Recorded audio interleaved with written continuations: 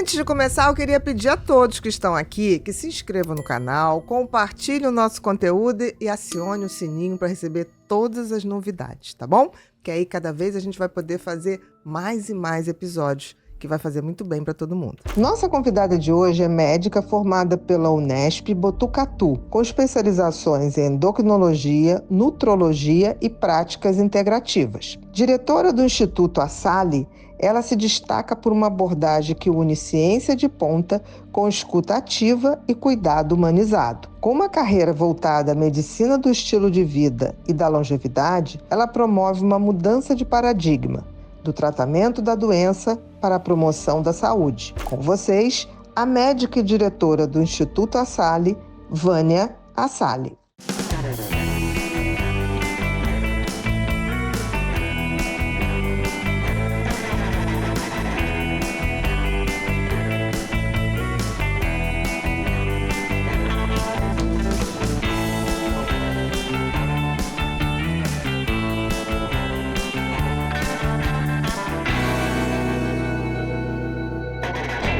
Olá, sejam todos muito bem-vindos a mais um episódio do Pod People.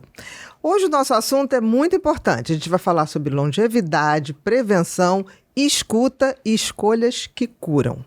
E para falar sobre isso, a gente trouxe uma colega aqui, uma médica e diretora do Instituto Assali, Vânia Assali. Tudo bom, minha querida? Olá, muito bom estar aqui com vocês. Vamos falar sobre um tema que é a história da minha vida, trabalhar com longevidade, com a medicina personalizada. Muito bom estar com todos vocês. Eu acho que a gente tem bastante coisa para dividir. E para aprender. Isso mesmo. Vamos, para aprender, né? Eu lá. Também e todo mundo que estiver nos ouvindo. Eu também com vocês. E aproveitando esse gancho de saúde, de longevidade, queria dividir com você uma coisa. O Grupo Vive. A gente sabe que saúde mental é fundamental. Ninguém tem longevidade, ou se sente bem, ou autoestima, sem uma saúde mental equilibrada. Então, o Grupo Vive, né, a gente está trazendo, é o maior grupo de saúde mental hoje que existe no Brasil e já está presente em 6 estados, no Distrito Federal e, eu digo, em breve no Brasil inteiro. Muito bom, né, isso é maravilhoso, uma iniciativa maravilhosa. Que está revolucionando mesmo. Eu acho. Sempre que a gente coloca esse pilar, equilíbrio, saúde mental, relacionamento, ele é um dos pilares mais valorizados da medicina do estilo de vida. Então, não adianta comer saudável, fazer exercício no VO2 máximo, variabilidade cardíaca, mas se você não está dentro de um equilíbrio, emocional, de um relacionamento, de um ponto... De convívio, né, com as pessoas. Daquilo, né, que faz sentido para a sua permanência, o seu Exatamente. Propósito. Então, sentido e propósito. Saúde mental é um tema que esbarra em todos esses aspectos de como você constrói as suas redes de apoio. É verdade. E isso é muito importante. A iniciativa é realmente para a gente aplaudir. E tem uma coisa, né, que torna esse atendimento da Vive, do Grupo Vive, tão diferenciado, é o que a gente fala de acolhimento, inovação e ciência. Isso é importante, porque você tem uma equipe multidisciplinar sempre, em cada unidade Vive, que sempre está escolhendo o melhor tratamento baseado em evidências científicas. Exato. E aí faz uma diferença danada, né não? Vamos lá. Para simplificar aí para quem está ouvindo, para saber como entrar em contato com o Grupo Vive, é só acessar o site vivesaude.com.br. Vive é V-I-V, tá? Saúde.com.br, ou pode ligar no número 0800 323 5088. E, por favor, gente, o QR Code está na tela e o link direto também está na descrição do vídeo. E lembrando que, para facilitar, Bia, eles atendem mais de 70 convênios. É verdade. Isso então, é super importante. Facilita super o acesso. Super importante. Por isso que está revolucionando. Por isso está revolucionando. Né? E eu sempre brinco que Vive é ciência em cuidar. Porque sem saúde mental não existe qualidade de vida. É exatamente isso. É bem por aí, tá certíssima. Minha querida, vamos falar um pouquinho da tua trajetória, né? A gente falou em longevidade, qualidade de vida. Por que medicina? Por que você escolheu medicina? E dentro da medicina, por que a medicina personalidade, a medicina do estilo de vida? Então, na verdade, eu acho que eu sempre fui uma criança muito curiosa com as formas, com aquilo que aparecia entre modificação, desde o desenvolvimento de uma lagartixa. Jura?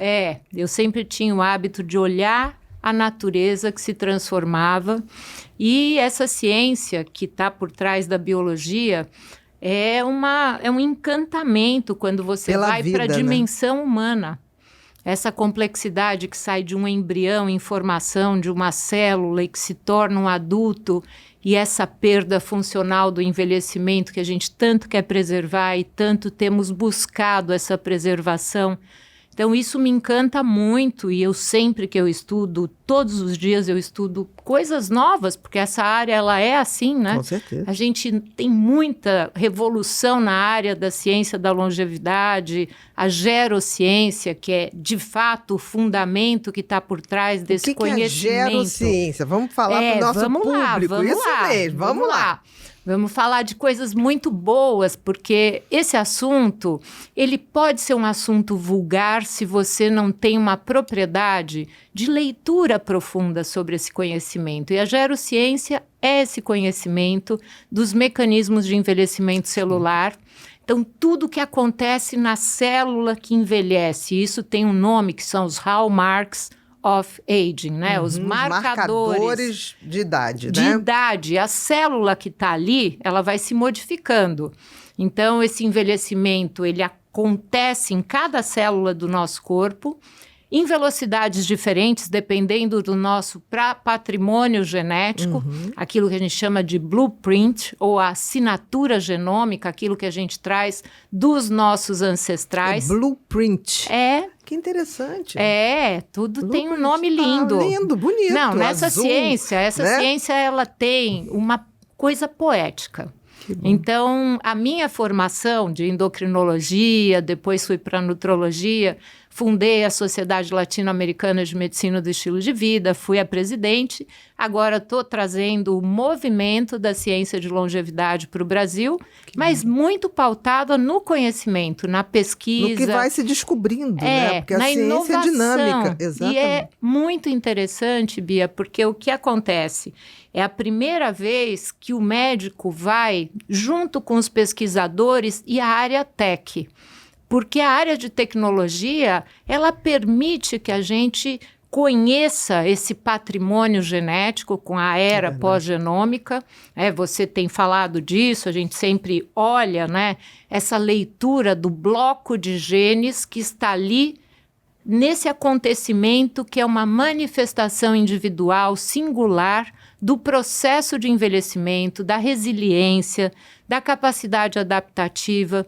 Então, isso é lindo, porque ele convida uma série de pessoas para esse autoconhecimento, mas também a área de tecnologia, de investimento, para que realmente exista uma colaboração. Então, eu vou agora para um congresso em Copenhagen, que é a Aging Research. Nós temos lá essa mistura do pesquisador de bancada, do médico profissional que está buscando aplicar na prática a medicina translacional. Que é isso, é a medicina translacional? É olhar todo esse conhecimento e trazer para a prática clínica. E isso... Tudo que está sendo descoberto sobre essa maneira da gente, digamos assim, retardar o relógio do tempo e botar isso na prática. Exato. Perfeito. Então, essa velocidade de envelhecimento, que é um processo dinâmico, singular. Então, você pode trazer um envelhecimento acelerado na parte óssea, eu na cardiovascular e metabólica. Então, meu coração pode envelhecer mais do que o meu cérebro ou a minha parte óssea. Tem então, essa diferenciação, Vânia? Tipo assim, isso interessante você está falando, porque eu me lembro quando eu ainda estava atendendo, eu via nitidamente, por exemplo, isso que você está falando, quando eu atendia pacientes alcoolistas. Sim. Por quê? Porque tinha uns que faziam, por exemplo, a polineuropatia alcoólica. Atuava mais na periferia. Tinha outros que iam mais para a questão da lesão cerebral, perda de memória. Tinha outros que iam para a cardiopatia alcoólica, provocada pelo álcool. Eu falava assim, gente, o que determina, né? o que o mesmo álcool é capaz de causar efeitos deletérios totalmente diferentes. E isso a gente tem nome, porque essa área tem nome para tudo, né? A gente não vai ficar antipáticas aqui sem explicar o que são esses nomes, porque é interessante que também todo mundo que lê hoje esbarra nessa terminologia. Então, o exposotype. Qual é o tipo de exposição? Qual é o seu risco de exposição contínua a múltiplos fatores? Então, o que é para você beber, não fazer exercício, fumar. Então, essa somatória de exposição no seu bloco de genes, naquilo que você traz da sua natureza evolutiva. Não basta o que eu trago. Não. É o quanto eu sou exposta a esses fatores e na intensidade também. Isso. Não só no tempo, mas na tempo e intensidade. Época, então a exposição no embrião. Então, pensando um pouco na minha história, eu tive um tio que ficou na UCLA trabalhando com embriologia em 1961, entendendo o risco da exposição desse futuro indivíduo, desse feto. Embrião mesmo.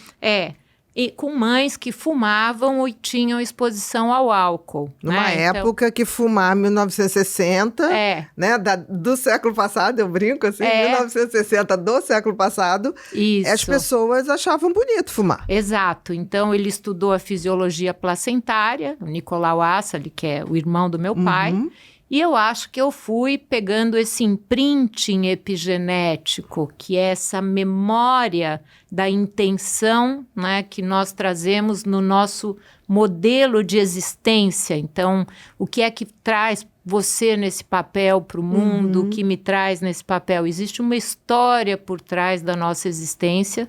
Você tem muito esse conhecimento, e acho que você fala bastante disso. Que antecede tanto a gente, né?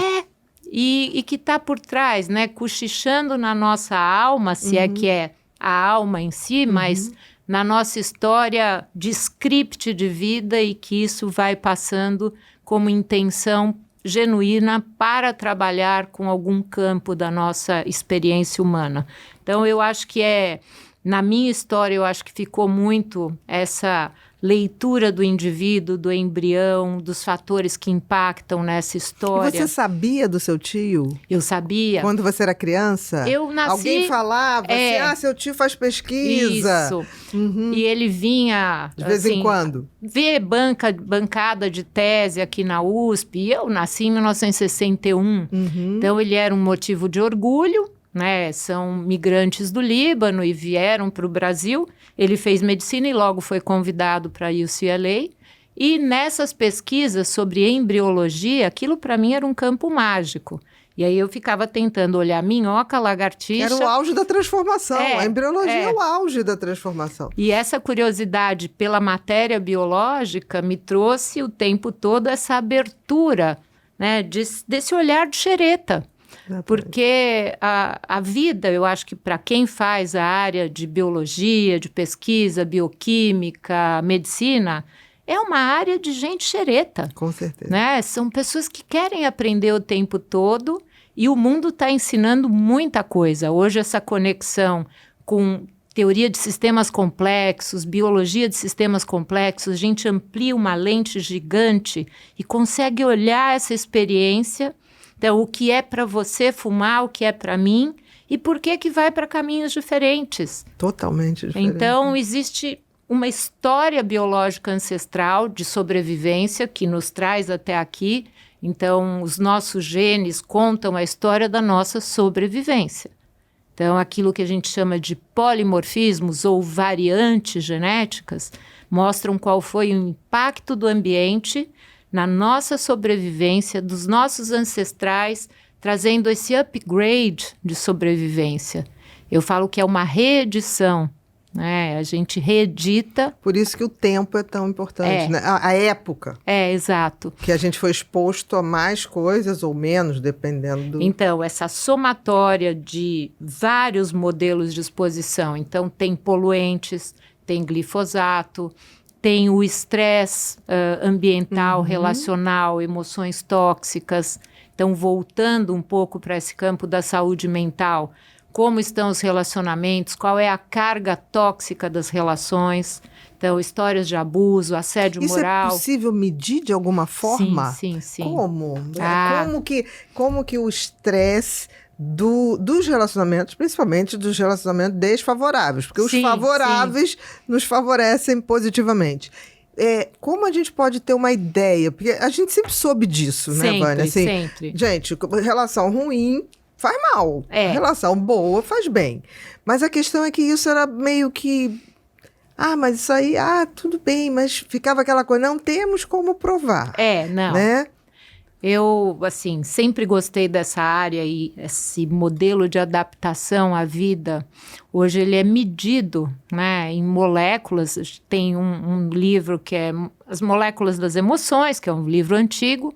Tem o trabalho da Elizabeth Blackburn, que foi prêmio Nobel, que é um trabalho lindo, né, sobre exposição a um ambiente tóxico emocional. Tem a Rachel Yehuda, que é muito da tua área, né, comportamental, trabalho lindo sobre a exposição ao 11 de setembro, né, e aquilo que aconteceu na sequência. E nas emoções tóxicas, eu posso ler alterações de metilação das células. Então, como é que essas células se modificam no campo epigenético, que está acima da mensagem genética. Uhum. Então, está na manifestação da genética. Por exemplo, uma coisa assim que essas últimas semanas se falou muito do grande impacto que talvez, né, aquela situação da Preta Gil, de ter sido traída, né? E foi uma coisa pública que a gente está falando aqui, não foi nada que a gente esteja falando por saber. Expondo. Não, foi uma coisa pública, né? Que o fato dela ter passado por aquele estresse, né, pode ter determinado, né? A gente sempre fala, pode ter determinado que o tipo de câncer dela foi muito mais agressivo. Ou menos responsivo.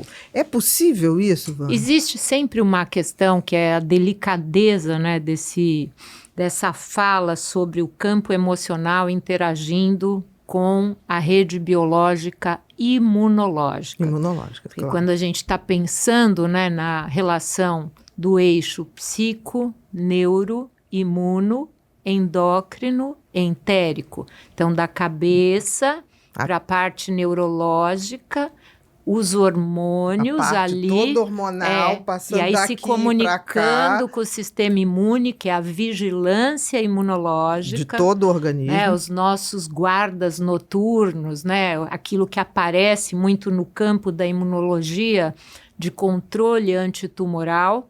Que nós temos recursos antitumorais. Sim, temos. Né? A gente tem aquela... Porque a gente faz célula cancerígena todo dia. Todo dia. Todo dia tem guarda noturno. Tem guarda retirando aquilo. Tem. Né? E por isso que uma imunidade que se torna frágil, esses guardas acabam deixando passar mais células. E aonde a gente enxerga essa possibilidade é na comunicação entre a glândula suprarrenal. Tem um professor que é uma pessoa muito interferente na área, que é o Fouad Leichin, que tem livros lindos sobre isso, mostra muito esse campo do impacto do estresse e da tristeza profunda, né, nessa vigilância imunológica antitumoral. Então, na vigilância também há vírus que trazem mutações, é claro, mas a gente imagina que a questão do câncer é um modelo multifatorial. Claro. As questões inflamatórias, a microbiota, que são os inquilinos ali, que estão se comunicando o tempo todo com o nosso sistema imune. Então, a glândula suprarrenal sobre estresse crônico, os modelos de adaptação... Leva aquele aumento do cortisol, que acaba desorganizando esses guardas, essas defesas, digamos assim. A competência. Por isso que eu coloquei, e é sempre bom a gente falar isso, não é que determinou o câncer, como você falou. É uma coisa multifatorial. Né? Tem a genética, tem o tipo de câncer, tem os agentes que a pessoa se expõe, Isso. né? Se o intestino funciona bem, se não funciona bem.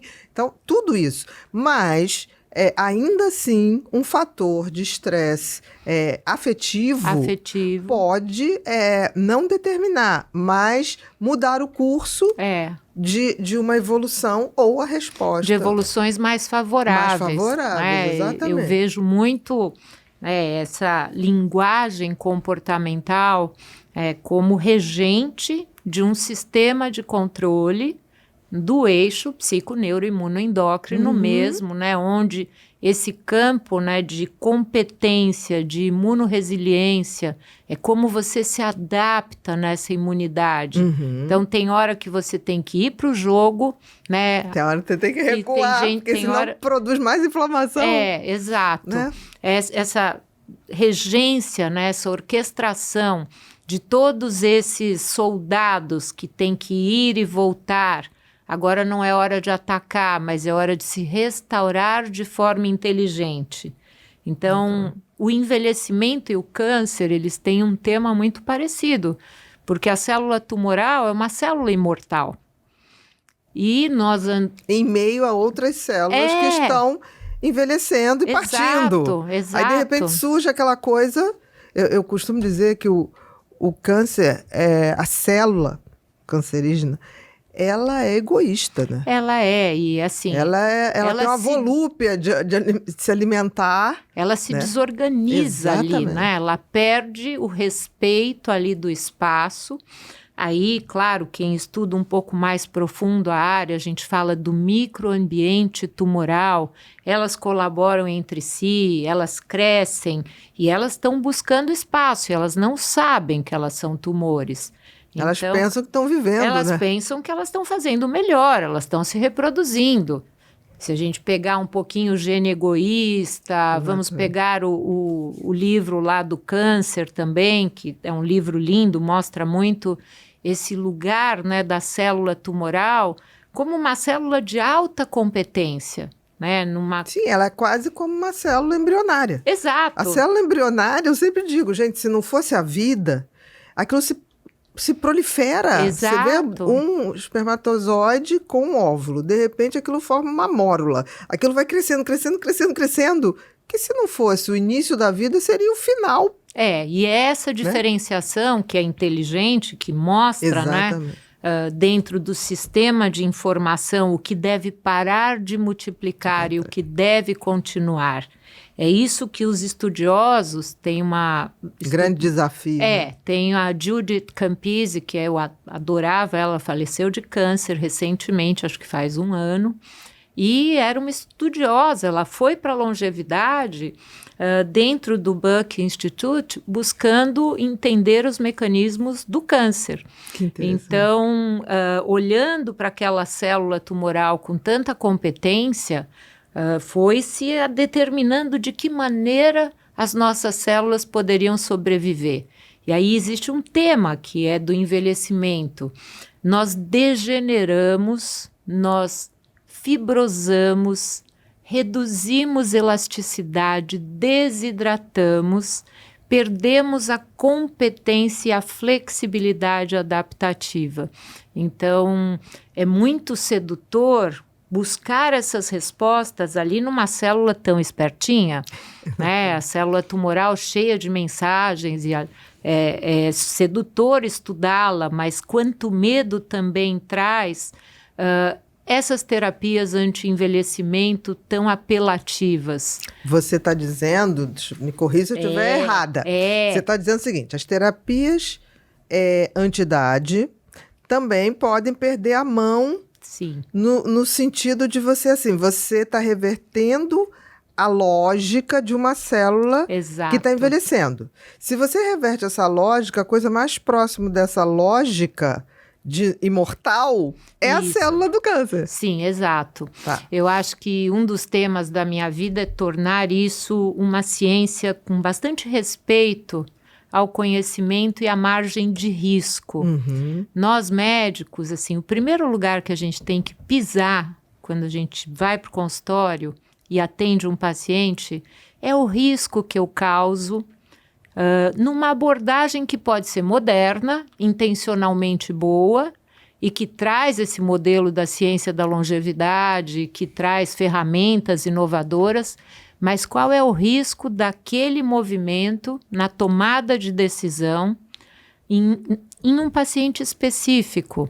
Então, a gente vê muito, vamos fazer hormônios. Qual é o risco psiquiátrico de uma sobrecarga hormonal? Muito grande. Exato, amiga. Andam abusando. Você não vê essas pessoas que andam matando mulheres? Então, você não viu? Os homens que estão numa violência, parece um touro solto. Então, se você olhar o corpinho... Não me diz que aquilo é natural. Não, porque tem gente... Aí eu falo assim, gente, mas isso aí tá não bombado. É natural. Aí a pessoa fala, pô, Bia, mas tá bombado? Tem gente bombada que não faz isso. Ok, mas se a pessoa tem um limiarzinho... O limiar psiquiátrico... aquela bomba, aquele excesso de hormônio masculino... Exato. Abre um touro. Aflora um comportamento disfuncional...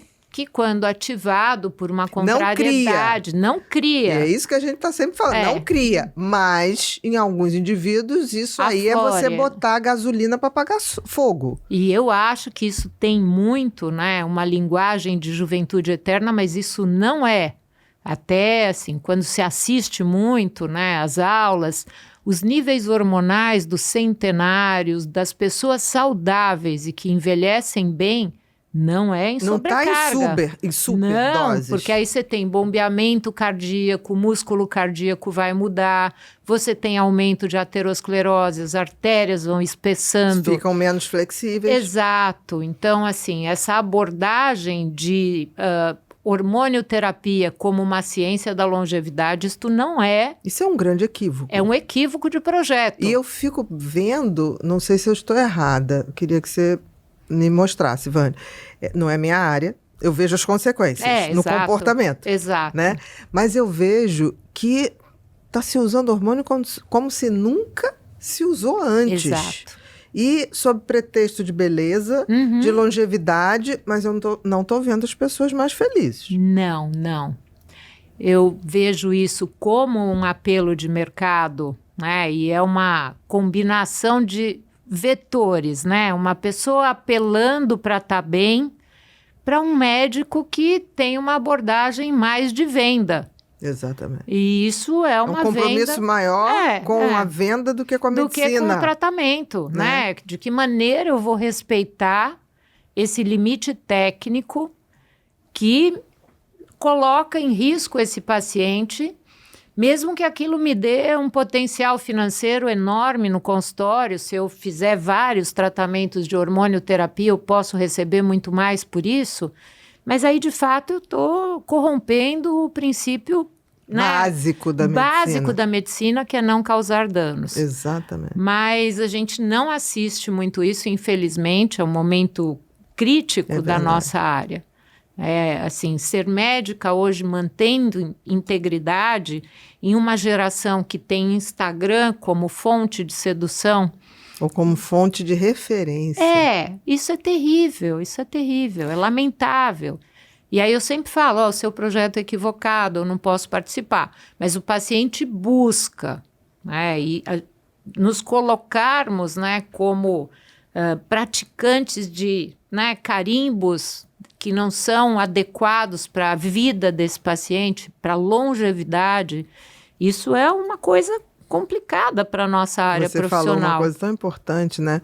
Porque hoje é difícil um adulto jovem que não use hormônio fora de uma necessidade. Sim, exato. Existe uma necessidade, existem indicações precisas. Sim. Eu sempre digo isso. Outro dia uma amiga chegou, o meu médico me prescreveu testosterona injetável.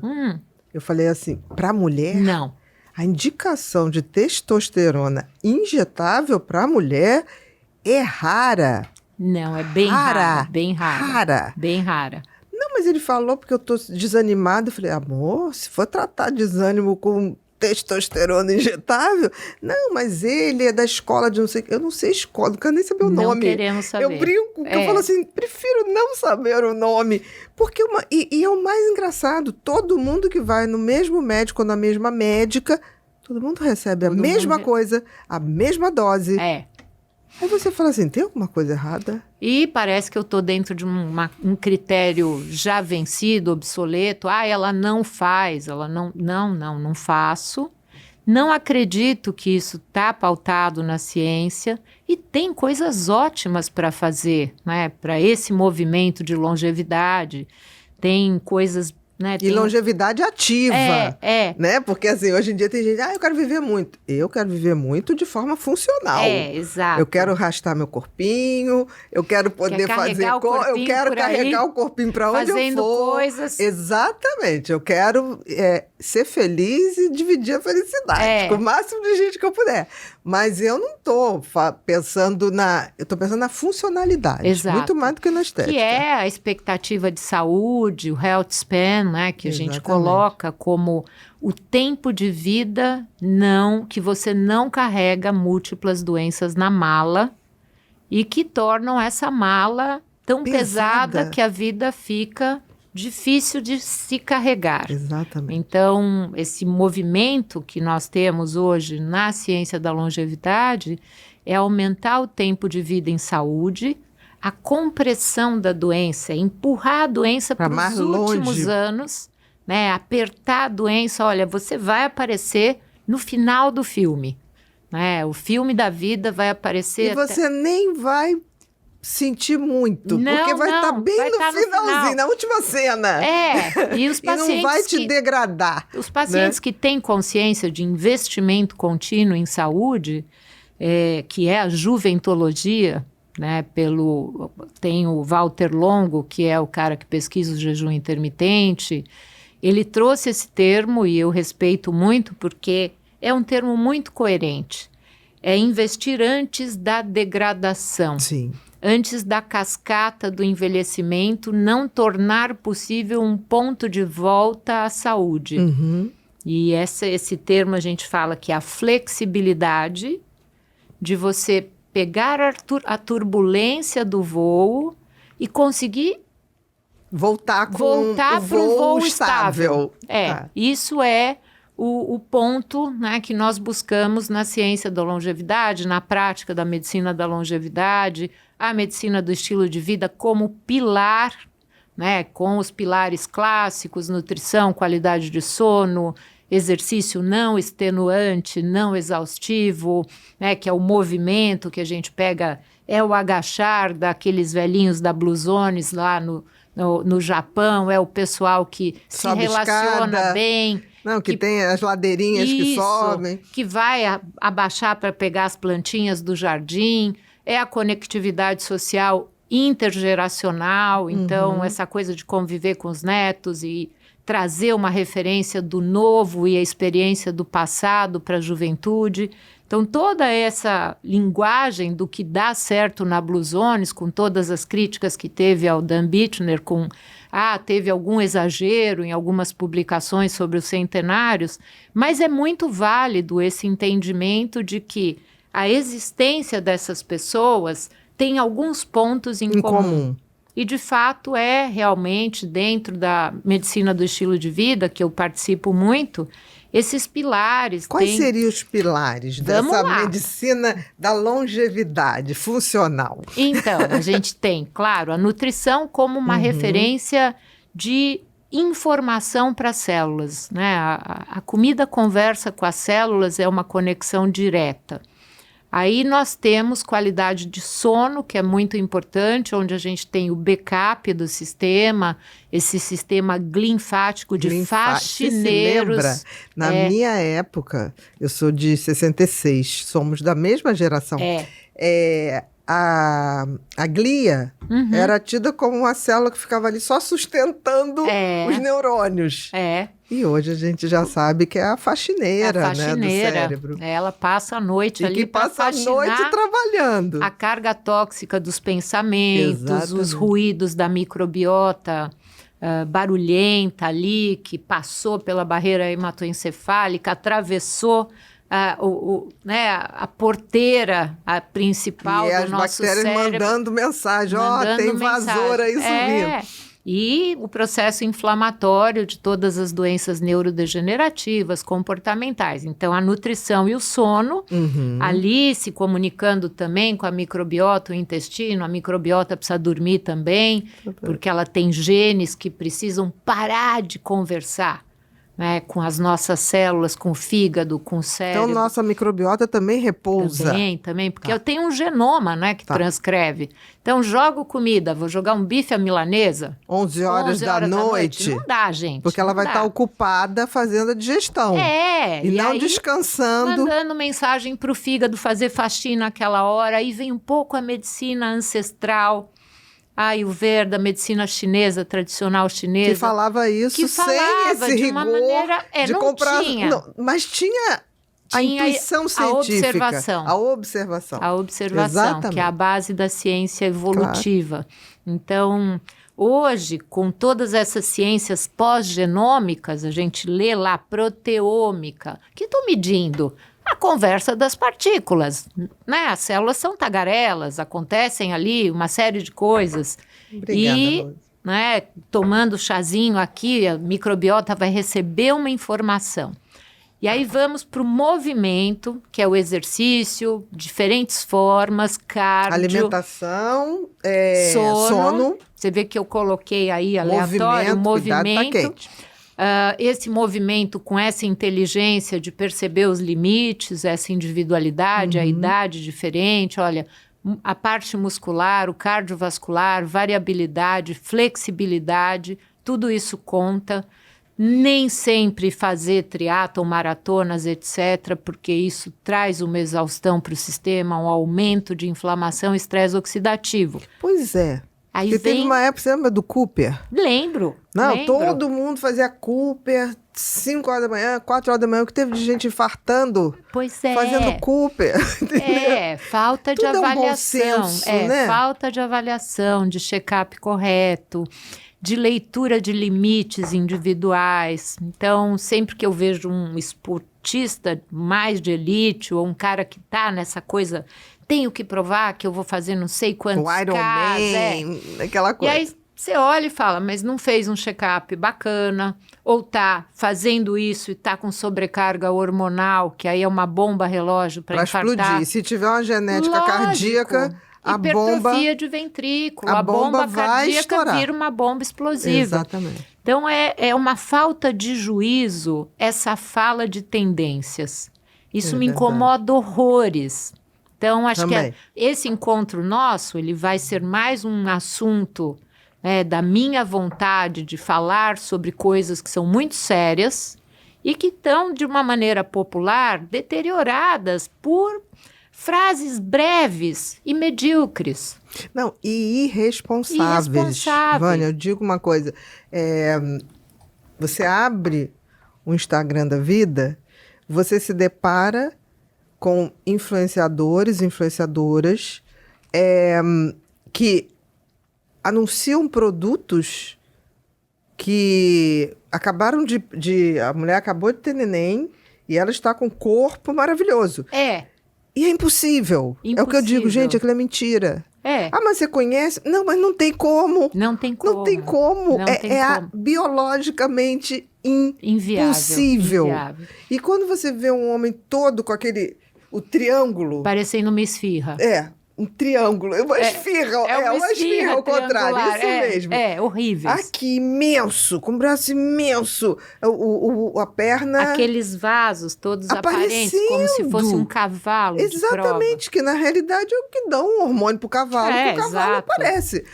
Você fala assim, meu Deus... Biologicamente, não é possível. Aí você fala, e tem gente que fala assim, você tá com inveja. Não tem inveja nenhuma. Pelo contrário, tenho pena. Porque aquilo vai explodir. É uma questão de você ficar vai explodir olhando. No cérebro, vai explodir no coração, no câncer, no comportamento, no fígado, na perda de um relacionamento, Isso. na agressão com alguém ou com os filhos, vai explodir. Vai explodir. Do mesmo jeito, mulheres bloquearem demais o hormônio feminino.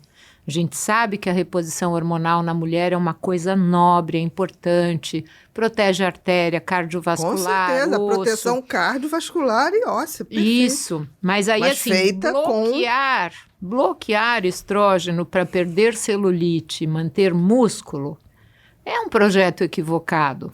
Você já viu alguma mulher sem celulite? Raríssimo. Eu me lembro que quando a Carolina Dickmann era muito jovem, ela tá linda ainda, maravilhosa, mas ela devia ter, hoje ela tá 40 e pouco, ela devia ter seus 20 e poucos.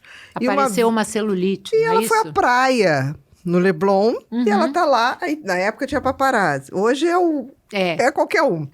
Tipo, o paparazzi fotografou, Carolina Dickmann fotografada com celulite. Aí chegaram em cima dela, o que você tem a dizer? Eu tenho a dizer que eu sou mulher.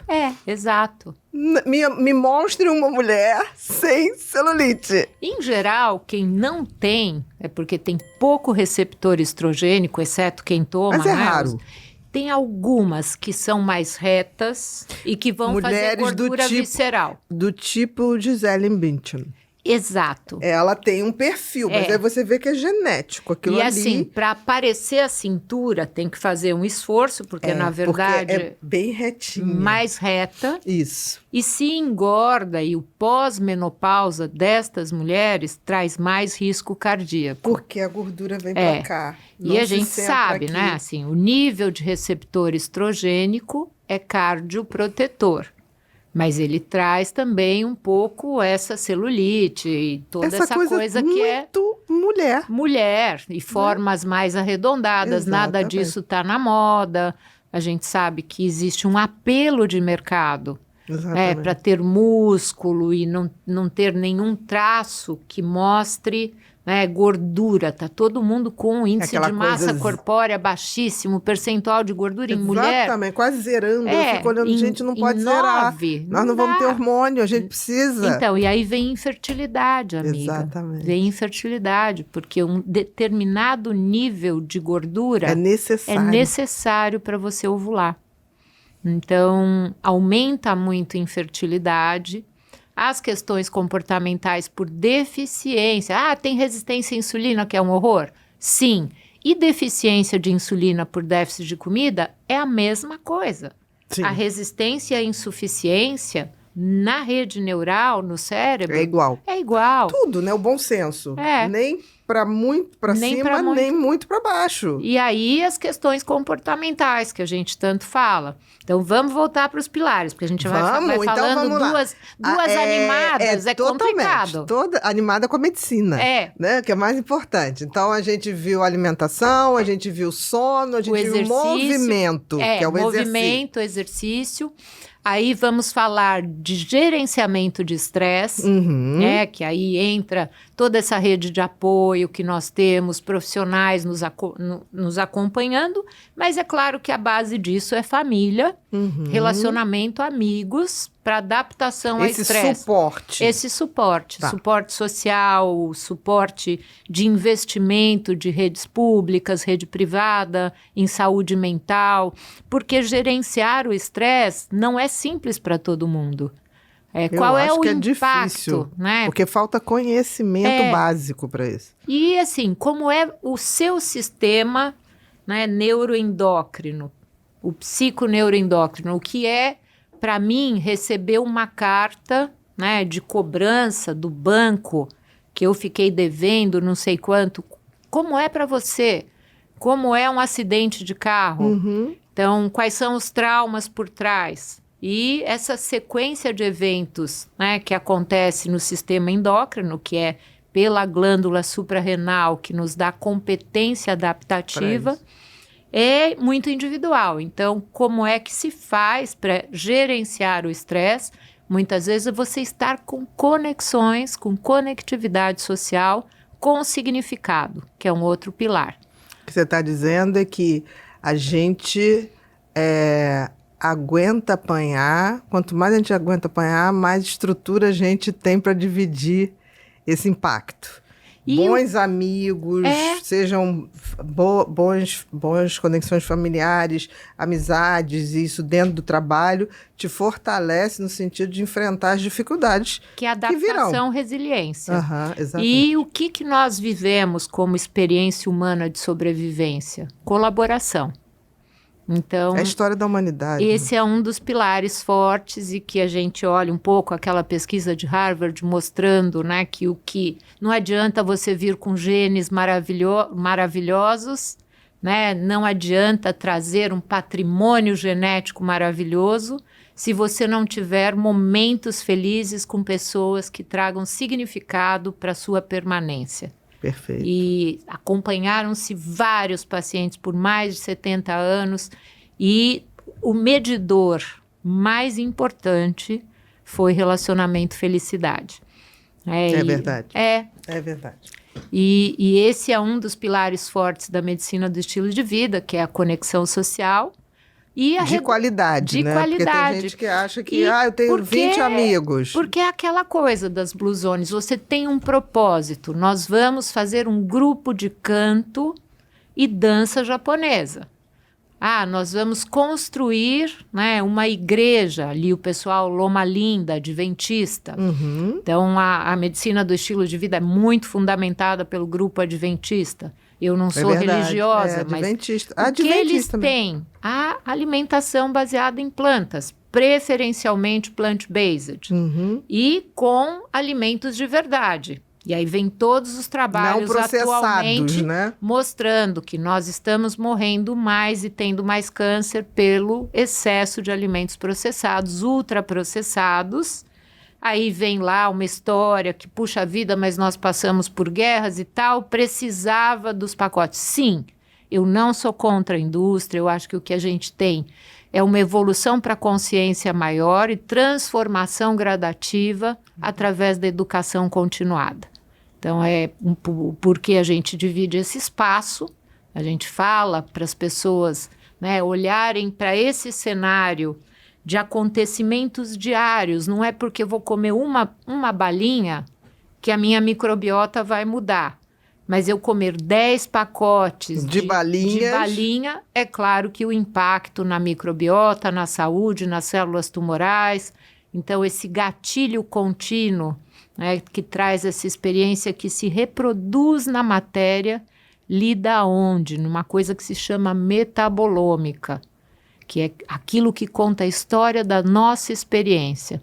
Então, quando eu pego a medicina personalizada, ou a medicina da longevidade, ou as ciências pós-genômicas, eu tenho uma natureza de informações conectadas, né? Na tua área se chama conectoma. Exatamente. Na minha, eu também coloco as relações como um grande conectoma nessa leitura complexa da vivência de cada um. Qual é o impacto da experiência de estar aqui, o que traz para mim em rede neural, na minha fisiologia, como é estar alegre dividindo esse momento.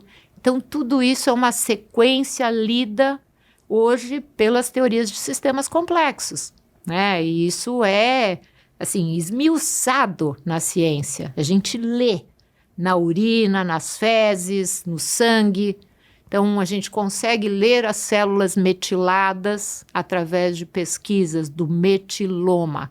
É um cochicho das epigenético. Células. O que gera essa metilação? Exato. Né? Uhum. Então, coisas boas e coisas ruins, o impacto na transcrição da experiência. Uhum. Então, a metabolômica, ela lê, assim, o resultado final das nossas experiências. O que é tomar um chá com você, com essa luz, né, sabendo que a gente está falando um monte de coisa boa, e qual é o impacto devolutivo emocional e que chove no meu corpo em todas as células. E isso é muito individual. Muito, muito. Por isso que eu estou dizendo que eu não acredito nessa medicina, cada um vai lá e é igual para todo mundo. Não. Sabe? Você quase que bota todo mundo na mesma máquina. Que é uma coisa de manada. De manada. É muito ruim. A medicina está aderindo a esse comportamento de manada. E o mais importante desse olhar da medicina, que chamada integrativa ou uma medicina personalizada, ela tem nomes deteriorados por pessoas que fazem uma má prática da medicina. Mas a coisa genuína de tudo isso é muito bonito. Realmente é esse acolhimento, né, assim, 360 graus, para que esse indivíduo se adapte melhor ao seu ambiente e possa expressar os seus talentos com pessoas que admirem aquela experiência. Que faça esse talento até aumentar ou se assim, propagar. Que é o que a gente está fazendo aqui. Sim. Né? Então, o que a gente está fazendo, a gente divide a nossa experiência como profissionais que gostam muito do que fazem e isso se expande e me devolve muita coisa. Então, Verdade. por isso que isso fica bom.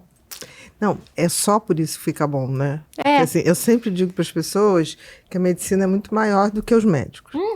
Mas muito maior. Porque a medicina tem um pacto com aquele ser humano. De entregar o melhor. Né? A medicina depende de quem a exerce. É o que você está falando. Exato. Que nem sempre a pessoa que exerce tem o foco de entregar o que é melhor para aquela pessoa. Eu tive muita resistência na época que eu comecei a trabalhar com isso, porque era uma fala que se antecipava no divergente do que estava ali. Então, um pouco do que a gente assiste nesse cenário dos profissionais mais reativos a tendências de mercado, é claro, porque tem tanta coisa que se deteriora que os médicos tradicionais rejeitam. Com certeza. Porque parece que está tudo no mesmo pacote. Então, falar de longevidade, então eu vou falar de reposição hormonal pesada e separar... Vou falar de uma limitação tão restrita que ninguém consegue seguir. Exato. Porque você não vive numa bolha. E você não se conecta, né, com o social. Se você é uma pessoa que está em isolamento, vamos fazer um jejum intermitente para dar tempo de backup da microbiota e se comunicando com o sistema imune e melhorando a síntese de neurotransmissores. Então, toda essa sequência é linda. Mas se você ficar um indivíduo esquisito, viver nada vai em função funcionar. daquilo, o estresse daquela, agora daquela não tem restrição. todo esse povo dos biohackers? Pois é. Cá estou eu, né, biohackeada, com meu ouro aqui, né, assim, fazendo uma leitura, né, dos meus momentos. Mas zero neurótica, zero. Sim, é mais uma informação. Não fico medindo, né? Não, é mais uma informação. Tá lá, olha, a minha variabilidade cardíaca tá muito ruim, o que será que aconteceu? Eu olho isso umas 2 vezes por semana no máximo. E olhe lá, você esquece. Até porque o anel é bonito. Me vaio muito, porque fico muito no consultório, prefiro estar lá do que fazer exercício, tenho esse débito, sei do débito, olho lá, fico emburrada com o negócio. Ai, que saco, esse negócio me apontando. Né? Ao mesmo tempo, você está falando uma coisa, quando eu atendi, eu fazia 14 horas de consultório, tranquilamente. É o que eu faço. E sem sentir fome. Sem fome, sem cansaço. Os meus funcionários falavam assim, você não vai almoçar? É. E eu, às vezes, fazia pedia um whey protein, uma coisa assim, que também não me deixasse... Empanturrada, né? Cansada para digerir. Exatamente. Então, eu me lembro que eu acabava umas 9 horas da noite, eu falava, e aí, gente, tudo bem? E eles olhavam e falavam assim, a gente tá exausto. Eu falei, eu não tô. Eu também, não então, tenho nenhum cansaço por trabalhar. Mas talvez esse sentido e propósito do que a gente faz seja muito mais saudável do que sair correndo as maratonas pelo mundo. Então, e é essa existência com sentido, né, que alimenta muito esse fluxo da minha natureza. Eu trabalho 14, 15 horas, vou para casa, fico lá estudando, que é muito convidativa essa minha área. Né? A medicina é linda. É linda. Em todas as áreas. É que a gente não dá conta. Não. Mas, por exemplo, a tua área... E eu acho que eu, um pouco teimosamente, eu sempre gostei de tudo, assim, não ficava só no cérebro, não, sabe? Então, eu me lembro que na década de 80, o primeiro a falar sobre questão do intestino foi o Hélio Polvo, aqui no Brasil, e todo mundo, o cara é doido, eu fui lá. Eu adorava ele. Eu fui lá, assisti as primeiras palestras. Meu professor. Todo mundo, foi seu professor? Sim. Eu fiz curso dele ali no Centro de Cirurgiões Gerais, e aí eu me lembro que a turma... imensa aí, fala, quem é gastro? Quem é psiquiatra? Eu. E as pessoas que você está fazendo aqui, hoje eu falei, eu estou fazendo aqui. Né? O homem está dizendo que é o segundo cérebro, você acha que eu estou fazendo o quê aqui? Eu quero ver. E hoje está aí. Essa conexão, metabolização de neurotransmissores, como fica esse essa fluxo comunicação via vago. Né? Para o cérebro, tá aí tudo. Tá aí. Mas teve muita resistência. Eu sobrevivi estudando muito, eu me dediquei muito para colocar essa base. E para não deixarem tirar o teu tesão. E eu falava, e a tua gente, propriedade, o teu sentido de caminhar. Porque as pessoas parecem que gostam de falar assim, isso aí tem nada a ver. Você imagina, eu comecei isso em 1990, eu me formei em 86, com uma visão tradicional, enfim. Aí fui ficando insatisfeita, o nível de insatisfação foi aumentando em resultado clínico do diabetes, complicações secundárias, como a cegueira, a parte renal. E aí eu fui esbarrando, na época sem computador, em trabalhos científicos de pesquisa que eu falava, olha aqui uma molécula alfa-lipóico que ajuda em neuropatia diabética. Aí esbarrei lá no Instituto Linus Pauling e de lá fui para a medicina funcional com Jeffrey Bland, que é um líder bioquímico, não é um médico. Exatamente. E é encantador. Mas muito disso tudo, se popularizando errado, traz uma reatividade da classe médica tradicional. E essa é a linguagem que nós temos que conduzir, né, com excelência, trazendo embasamento científico. Então, tem pesquisadores, Nir Barzilai, Evelyn Bishop, Andrea Maier, tem o Eric Verdin, que está no Buck, continua lá, tem vários pesquisadores muito que estão dedicados, né? Mas não atendem pacientes. Não chega na ponta. Não. Então, eu estou nessa interface de capturar o conhecimento para a prática. E olhar para isso e falar, isso faz muito sentido, temos que evoluir num tempo de maturar esse conhecimento para colocar em prática. E isso é que a ciência da longevidade vai trazer. Então, tem guidelines, que são os guias daquilo que é realmente ciência. Eu estou com a International Longevity Alliance participando desses guidelines. Então, são vários países com pessoas com pensamentos múltiplos, legislações múltiplas, mas querendo dar uma pauta de seriedade para esse tema. Porque está realmente, assim, uma ebulição, né, de conhecimento e a gente precisa filtrar tudo isso dentro de um critério. Que tem que ser científico. O critério de risco. O que isso traz? Risco. Pronto, chega, não faremos. Dá um exemplo disso, que se popularizou como, isso aqui é a pílula mágica. De vez em quando vem um negócio que não existe. Sempre a pílula mágica. Eu sempre digo, gente, viu lá que é bom para calvície, bom para não sei o que lá, bom para... Não é bom para nada, porque não tem nada que seja... que resolva tudo. Então, o uso de hormônio de crescimento para você se manter jovem, as células se multiplicando. É um risco. E é um risco, realmente, assim, pós 65, você ter GH muito alto traz um risco grande dessa perda de controle antitumoral. Exatamente. Que aí essa sinalização de conversa interna das células tem uma coisa que a gente fala do mTOR. Eu vou comer um monte de proteína, tomar GH. Não vai dar certo, não é por aí.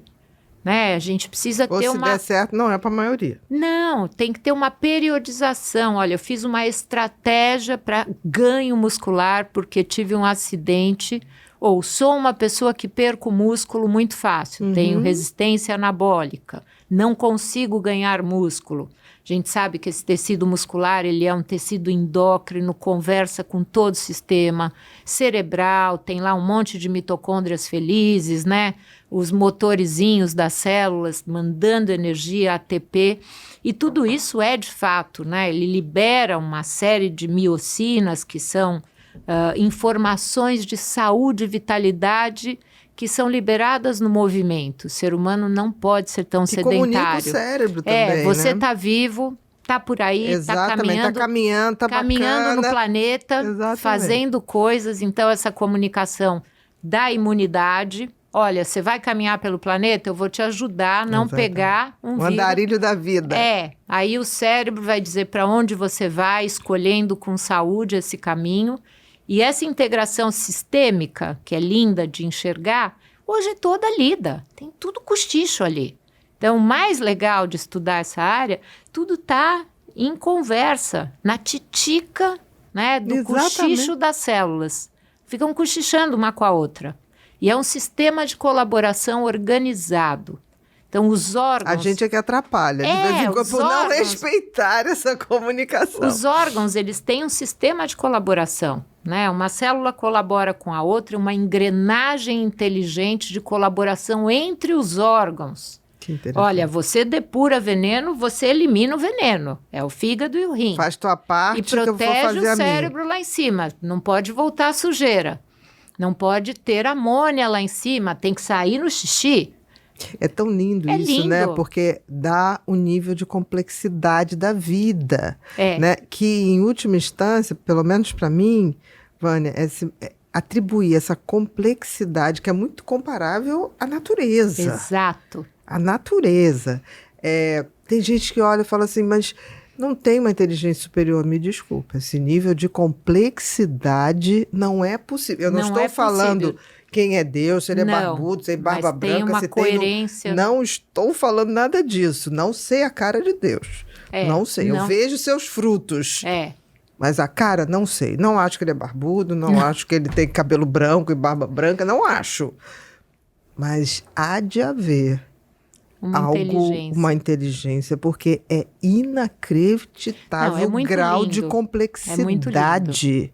Quanto mais você estuda, mais você fala, meu Deus. Que é essa manifestação da força da matéria. A forma de falar. É a força da matéria. Se a gente pegar um pouquinho o início do Reich, né, dos estudos reichianos da psiquiatria, que mostram essa força do imprinting biológico no ser, na pulsão de vida. Na pulsão de vida. Isso é... Elas se organizam para viver. Eu falo que se ele tivesse vivo, eu ia querer namorar com ele, porque...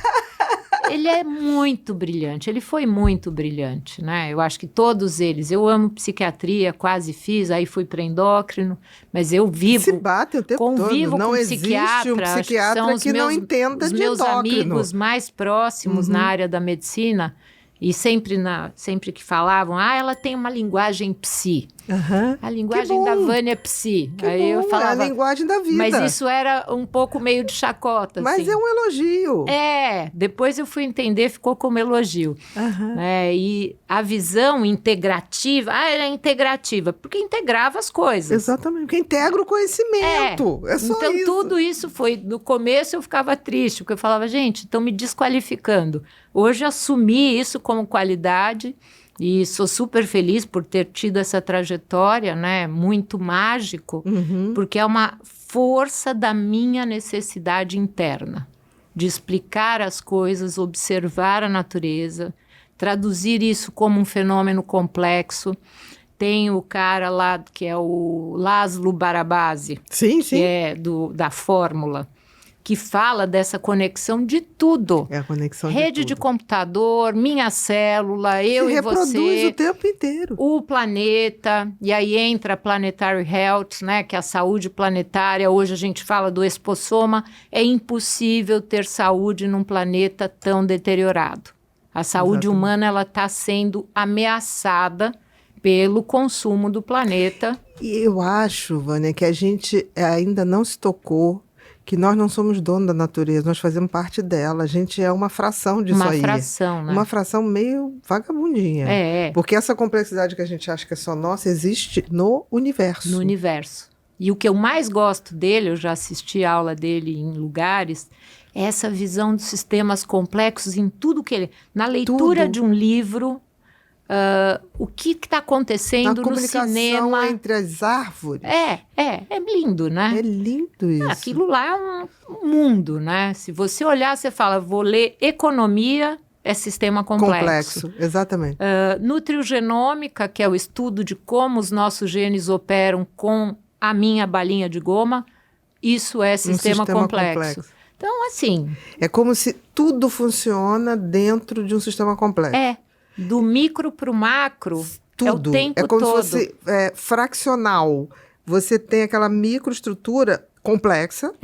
E todo o resto da complexidade é como se fosse acrescentando unidades de complexidade. Mas e aí a gente olha e fala, linha. E como é que vai ficar esse ecossistema planetário, o mar, a água... Quais são as resoluções que vão sair para que a gente possa existir como parte desse ecossistema? Exatamente. Então, essa Como é a linguagem, dele, né? Essa é a linguagem que tem que ser ainda trabalhada. Tem uma coisa, né? A gente sempre viu essa coisa... não me importa, não me importa. Eu digo qualquer ser humano que não se importe com nada, ainda assim ele nutre bilhões de vidas. Exato. Que é a nossa flora intestinal. Exato. Aí a pessoa fala, mas eu não quero sustentá-las. Meu amigo, Não tem como. ela é agradecida a você ou fica chateada com você com o nível de tratamento que você dá. Mas sua vida sustenta outras vidas, inúmeras vidas. Que é esse microambiente. Exatamente. Dentro que de nós mundo, existem vários universos, né? É um mundo. E essa cooperação dos órgãos que fazem essa ciranda de funções, né? Que faz aquilo direitinho, com Ninguém música. Atrasa. Que você fala, gente, é uma orquestra de células que acorda e dorme com o ritmo do planeta. Todo mundo sabe a sua parte. Exato. Na hora certa. E se você for ver a história da evolução humana, nós evoluímos pela colaboração. Colaboração. De célula com célula. De humano com humano. E de humano com humano. Quando a gente começou a competir, começaram as guerras. E tá tudo muito ruim, né? Tá tudo muito ruim. A individualidade, né? O individualismo. Um narcisismo e cultural. Essa destruição e a competição. Então, a gente está num momento, crítico. Tem alguma coisa que não está indo bem. Eu acho que é cíclico isso na história da humanidade. Estou esperando passar esse ciclo. Esse ciclo ainda eu viva. Eu também. Vai depender da longevidade funcional. Então, já tem gente que vai viver 120 anos, 140. Tem lá aquele cara, o Albert de Grey, que fala da vida eterna. Não quero. Também não quero. Até porque eu acho que não é humano. Não tem planeta para isso. Não, e não é humano. Não é humano. A história da humanidade e de todo ser vivo tem começo e fim. Isso. E esse processo, né, de evolução e de passagem, né, que traz um pouco essa coerência, né, de estruturar uma passagem da sua ancestralidade para a próxima geração com uma depuração e um aprendizado. É deixar legado. Né? Na realidade é isso que o ser humano faz. E o que eu acho, assim, até conversei hoje de manhã sobre isso, existe uma geração que não está conseguindo processar essas experiências da sabedoria ancestral. Então, não tem nem ideia. Que faz parte da nossa condição humana. Isso. Passar o bastão que melhor lindo, do né? que a gente recebeu. Que é lindo. Exato. Isso como não processo. Consegue nem ter isso como porque uma verdade. Porque não está conectado com nada. Exatamente. Está conectado com uma máquina, com esse celular, está tendo uma experiência de solidão e de pouca inspiração. Então. Você está falando da solidão, né? Que eu acho que tem a ver muito com o prejuízo. A Organização Mundial de Saúde agora decretou, né? Que temos que olhar para a solidão. Porque a gente tem aí um número alarmante e que esse número alarmante causa adoecimentos alarmantes. Exato, né? Exato. Essa questão da solidão, o isolamento social... Que está ausente na Blue Zones, nas zonas azuis, onde a longevidade é maior, a funcionalidade é maior. Que é estar pertencendo a uma tribo. Então, tá bom, é a tribo do WhatsApp? Eu tenho tribos lá que fala de longevidade, que a gente discute, tem N artigos científicos compartilhados. É um lugar de inspiração. Sim. Né? É uma fonte de inspiração para o meu intelecto e de alegria na devolutiva de experiências de troca. Claro que não é a tua presença aqui que a gente se diverte mais, mas é alguma coisa. Agora, começar, você não dividir o seu melhor adoece, porque parece loucura. Não, é a essência do conceito de felicidade, né? Dos estoicos, dos filósofos pré-Cristo, né? Que é você dar o seu melhor para ser melhor e para somar na vida dos outros. Exato. Isso determina um ser humano. Determina. E quando você não é escutado, você não tem um eco da sua história, que transfere para o outro a sua importância no mundo, isso dá um vazio gigante, né? Então, esse isolamento, esses avós que estão sozinhos, né, que não têm um amparo, isso traz muito o campo dessa doença comportamental, né, que é a depressão, que é o quadro de demência. Vazio, né? Eu não estou dizendo que a depressão é uma doença, existe, alguns têm uma predisposição genética maior, que tem que ser vista. Mas o fato de você não ter sentido e propósito na vida a toda etapa da vida, com certeza faz a depressão muito mais grave para aqueles que não possuem sentido e propósito. Sim, no que estão vivendo. Isso é óbvio. Assim, por isso que antigamente, não sei se você concorda comigo, antigamente tinha aquela coisa, vai se aposentar, fazer nada. Não faça isso. Fulano se aposentou, não ficou bem, adoeceu, infartou, Porque, de alguma maneira, aquelas pessoas faziam algo que dava sentido e propósito. Quando era retirado e a aposentadoria antes, era uma coisa assim, fez tal idade, acabou. Acabou, né? Casa. 60 anos. 60, era uma coisa assim, vai pra casa. Como é que você despluga uma vivência e vai pra casa? Numa vivência que você nem tem, tá acostumado a passar o dia inteiro numa casa? E, assim, não ter, né, para quem passar tanta experiência. Eu olho muito no meu cenário. Eu alimento muitos, né, médicos da clínica, do grupo, com a minha vontade de estudar. E ali eu acho que eu sou a que mais tem vontade de estudar. Então, você é a mais jovem de todos. Eu sou. Tem o tesão da jovem. Então, para mim, o desafio de... Nossa, mas você... Tinha uma que falava, você é de titânios. Então, assim, você não cansa. E eu falo, eu não canso porque eu recebo com alegria a minha informação, né, de conhecimento e divido com vocês essa experiência de evoluir com o meu pensamento. Porque senão eu acho que eu seria louca, né? Você imagina pensar desse jeito que eu penso sem falar com ninguém. Você sabe que eu tenho essa sensação, Vânia? Eu tenho... A gente, aqui, o podcast foi uma outra etapa da vida e eu tô achando maravilhoso, porque a gente pode conversar, né? Eu acho que, assim, me deu essa coisa da gente se conectar com muitas outras pessoas que provavelmente a gente não conheceria por aí, né? Então, é um privilégio. Mas é uma coisa complicada, porque isso requer um grupo de pessoas muito grandes, que não aparece aqui, está por trás, né? E muito jovens, porque o mundo digital é uma questão jovem. Mas eu tô achando uma coisa maravilhosa, porque assim, você tem aqui gente de 17 anos trabalhando até... pessoas como eu, 59, fazer 60, você tem 40, você tem 30, você tem 22, você tem 21. Isso é muito bom. E é muito bom. Eu não sabia que era tão bom. Eu acho que é uma renovação. Todas as gerações. E a coisa mais bacana, existe harmonia com todos. Tem. Quando tem um sentido, quando tem uma intenção. E eu acho que esse saber liderar, né, e ter um convite para essa experiência de troca... é muito mais da maturidade. E eu vejo, tem geração Z aqui, a maioria, né? Eu digo, tem geração milênio, tem aqueles da transição, tem logo depois da guerra, Baby boomers. Baby boomers. Eu fico olhando, eu falo assim, é possível todos se comunicarem. Sim. É possível, porque essa coisa da crise da comunicação, eu fico olhando, falei, eu não vejo isso no meu dia a dia. Não vejo mesmo. Eu também não vejo. Eu olho Talvez muito... você esteja sentindo isso, né? E tem isso, dos mais jovens chegar assim, vem cá, não para, onde desliga?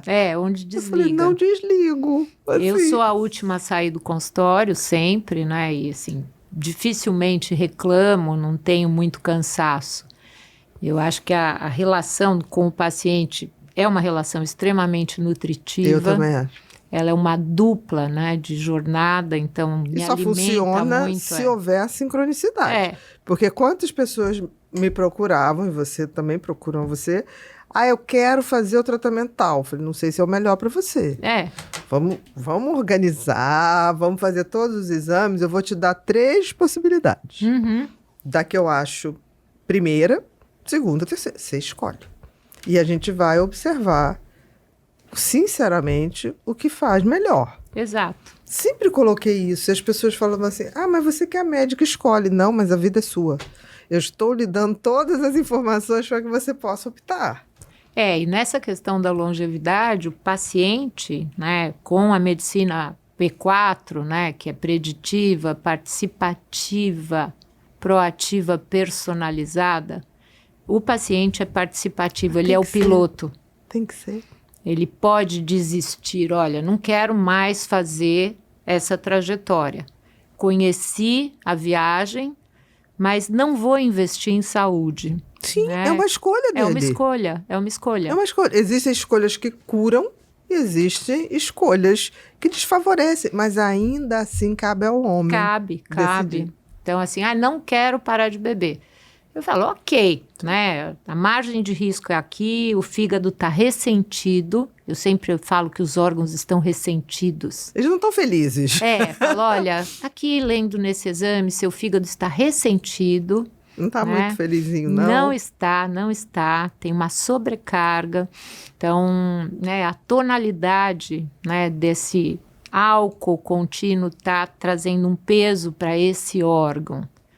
E aí ele está trazendo como reflexo uma deteriorização e uma doença, que é uma sequência. Com certeza. A doença, ela não aparece do dia para a noite. Ela tem a história. 20 anos depois, 30. Então, esse ressentimento das células, né, que vão sendo acordadas por uma frequência de carga pesada diariamente, vai trazer um terreno de antecipação de doença. É verdade. E aí que a gente trabalha. Eu fico pensando se fosse possível a cada um de nós, por algum sistema tecnológico, eu espero que um dia tenha, ouvir os órgãos. Sim, eu acho que tem uma coisa. Tem? Tem eu sempre sonhei com isso. Não, maravilhoso. Se era possível a gente ouvir. Tem uma coisa da música das células. Tem uma coisa da música das células. Depois vou te mandar. Eu sempre achei que isso era absolutamente lógico na minha cabeça. Total. Tem o som da célula, né? Tem harmônica e desarmônica. Exato. Não apelativo, que é aquela história da molécula da água, que a gente põe a música e tal, que é uma história, né, real. Então, bonita, mas linda, que não é daquele jeito. Não é tão romântica, né? Eu acho que foi exagerado, como tudo, né? Assim, tá bom, What the Bleep lá, o filme. Então, tem umas coisas que faz um exagero cinematográfico que faz a história perder a validade. Exatamente. Então, assim, a história da água é linda, mas assim, não precisa fazer o joguinho quebra-cabeça, não vamos montar a Disneylândia com cada fato biológico que acontece. Até porque está integrado em outras coisas. E tá, aí assim, eu começo a vender parcial. Eu fico vendendo o brinquedo da tendência. E medicina não é um brinquedo, não é uma bolsa da moda, é uma ciência que aprofunda, olha, pode recuar e falar, não é válido, né? Aqui vamos recuar, não deu certo. Não foi como a gente imaginava. Mas eu não posso fazer a festa, né? Sair colocando a Disneylândia antes de olhar para aquele cenário real. Então, e o que está acontecendo para mim hoje na medicina é todo mundo quer soltar uma coisa. Mas a própria mídia faz assim. Ela se alimenta disso. Várias coisas de jornais, de revistas, você vê lá, aí você vai ver o que eles estão anunciando. Eu falei, deixa eu ver o artigo. Não é nada daquilo. Nada daquilo. Aí o repórter, o jornalista, eu não sei se é por inexperiência ou por obrigação de produzir uma chamada interessante, bota uma coisa absurda, assim, que você fala, não é possível isso. A tradução simultânea que vende. Exatamente, mas não é a verdade. Não é a verdade. E a pessoa que não vai ler o artigo, ela vai falar, não, mas eu li que não leu. Alguém leu e disse que a interpretação é aquela. E isso acontece muito. Acho na que minha 90%. área, nesse momento. Acho que 90%. Sim, tudo vira uma mágica, né? A pílula mágica. E se eu fizer o exercício assim, eu vou ter músculo, eu não vou envelhecer. Se eu ouvir a música tal...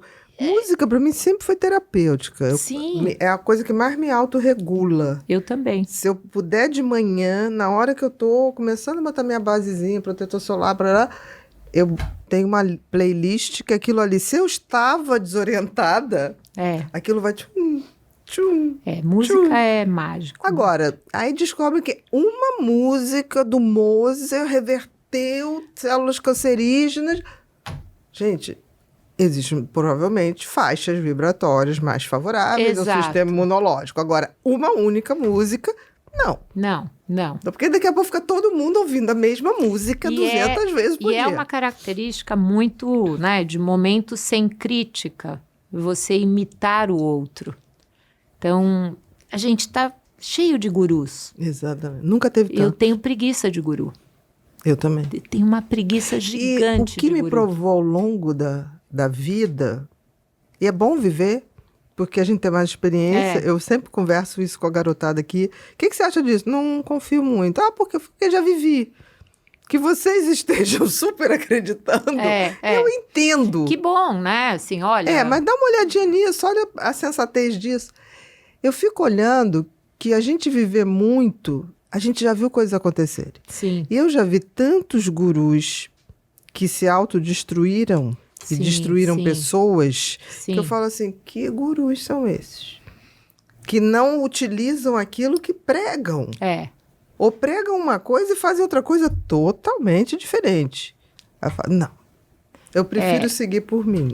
E assim, a gente vê, o mercado americano, ele traz muitos gurus, né? Então, aquelas pessoas que vendem tendências e reproduzem verdades transitórias, e aí fica aquela manada, né? Fazendo tudo igual. Não, cria discípulos.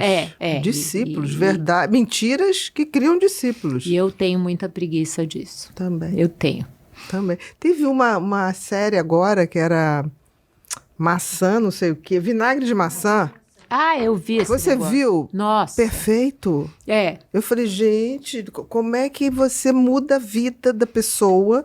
Como é que você cria discípulos de algo que parece, soa bonito. Isso. Né? Soa muito bonito. Aí coisas com risco, Exatamente. né? Você fala, o cara que tratou o câncer com tais e tais medicamentos. Exatamente. Gente, que coisa mais abusiva. Explorando um momento frágil. De fragilidade das pessoas. Perfeito. Para trazer uma venda, ou uma venda de si, como profissional, ou de algo. De produtos.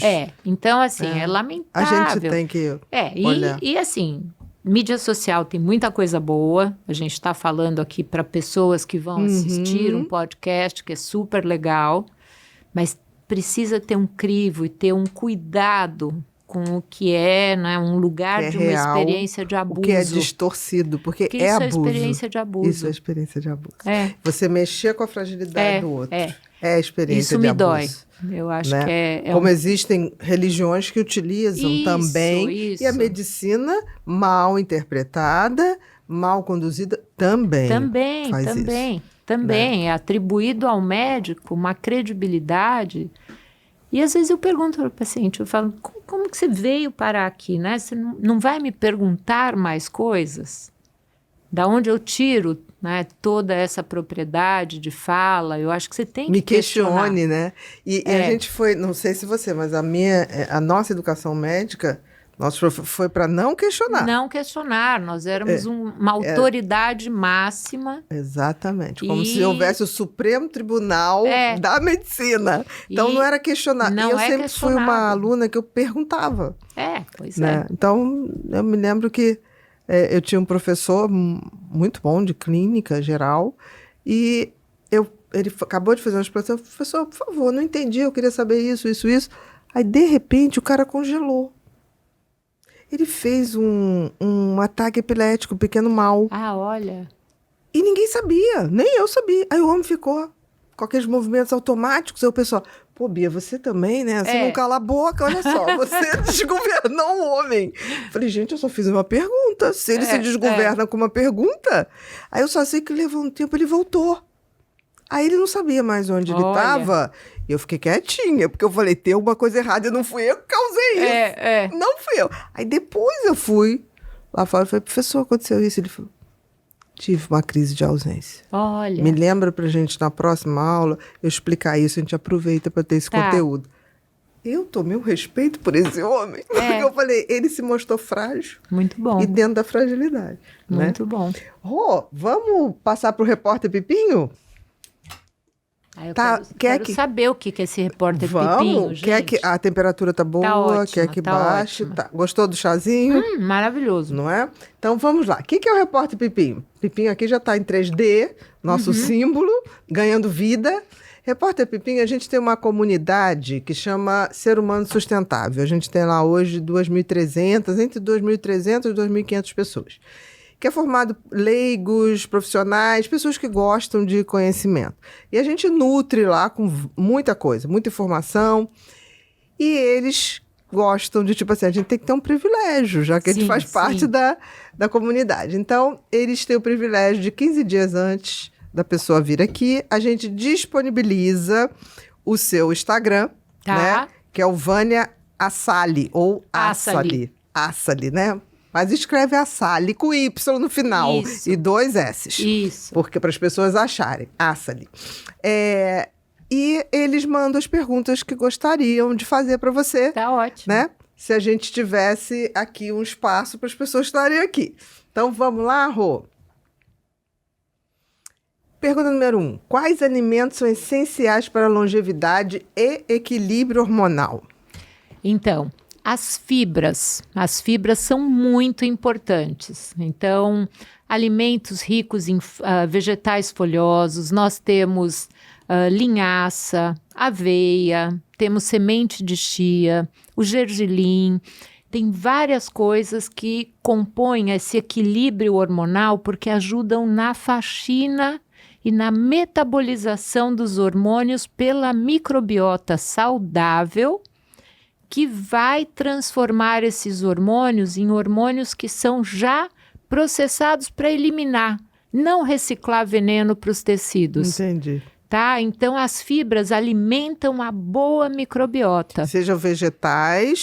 Então vegetais folhosos, as sementes que são essas sementinhas que a gente tem e coloca, olha, vamos colocar a semente de gergelim, linhaça. Linhaça é um baita faxineiro. E ele sempre passei para os meus pacientes ele captura né, os hormônios que reciclariam como hormônios tóxicos para os tecidos. Mama, próstata, útero. Leva embora. Vai sair no cocô. Exatamente. Né? Onde deve estar. Onde devem estar, né? Então, esses hormônios processados. Então, nesse sentido. E aí nós temos os vegetais crucíferos, entra brócolis, couve-flor, couve de Bruxelas. Vamos pensar na riqueza do prato colorido para ter todos os fitoquímicos. Que a gente precisa. Eles têm nome agora. Eles ganharam um nome de ormetinas, porque eles fazem hormese. Hormese é a capacidade de adaptar num cenário adverso. Então, nós nos adaptamos e a microbiota também. Olha que espertinhas. Que legal. Né? E as plantas. Então, essas ormetinas são produtos fitoquímicos da evolução na adversidade, em que as plantas transferem para nós essa competência adaptativa. Não é lindo? Que interessante. Olha os sistemas complexos integrados. Então, como lá uma blueberry ou uma amora negra. Uau! Adoro. Uau! Adoro. E elas passaram por uma lição no planeta de sobreviver ao sol. Ficaram escuras, cheias de fitoquímicos. Então, esses tanto a amora quanto o blueberry. Sim. E aí eles têm essa coisa, tá bom, é o cor de laranja, é uma cenoura, é uma abóbora. Essas ormetinas, né, elas avisam para nós o que é a superação da dificuldade por oxidação, pela agressão solar. Tô lá no sol, ninguém me tira do sol, não tem guarda-sol para a planta.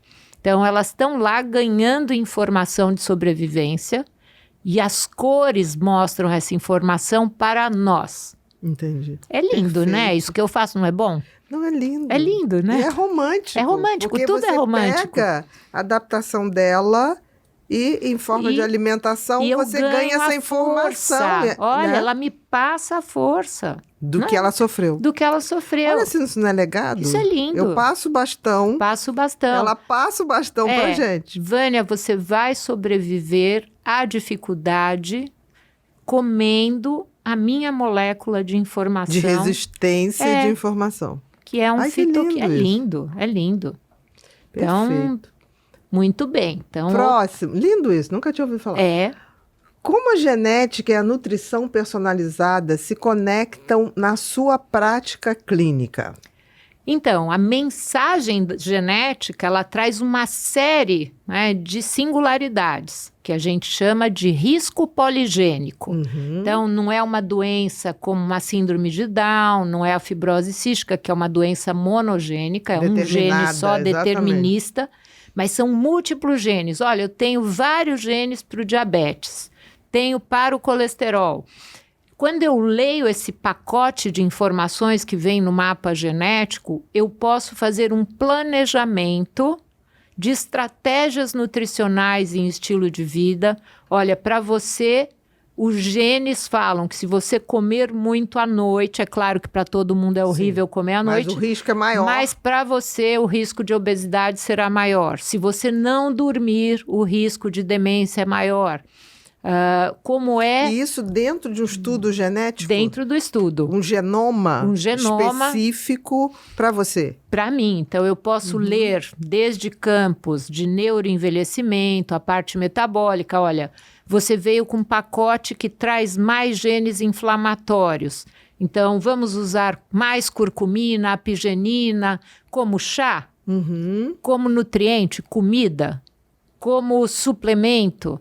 Entendi. Tá? Então, assim, alguns não vão precisar. Essa conexão entre o que o gene traz de experiência. Eu tive muitos genes de inflamação. Puxa, eu vim péssima. Não, amiga. Você veio se defendendo ao longo da ancestralidade, com seus ancestrais, carregando uma potência inflamatória para se defender de bactérias e vírus. Certeza. Uhul! Tanto que quando a gente pega o teste tá genético, a maioria das pessoas vai carregar gene de obesidade e genes inflamatórios. Que a obesidade era uma maneira de reservar a alimentação. Né? Exato. Que nem o urso polar. Eu nunca vi urso polar que não seja obeso.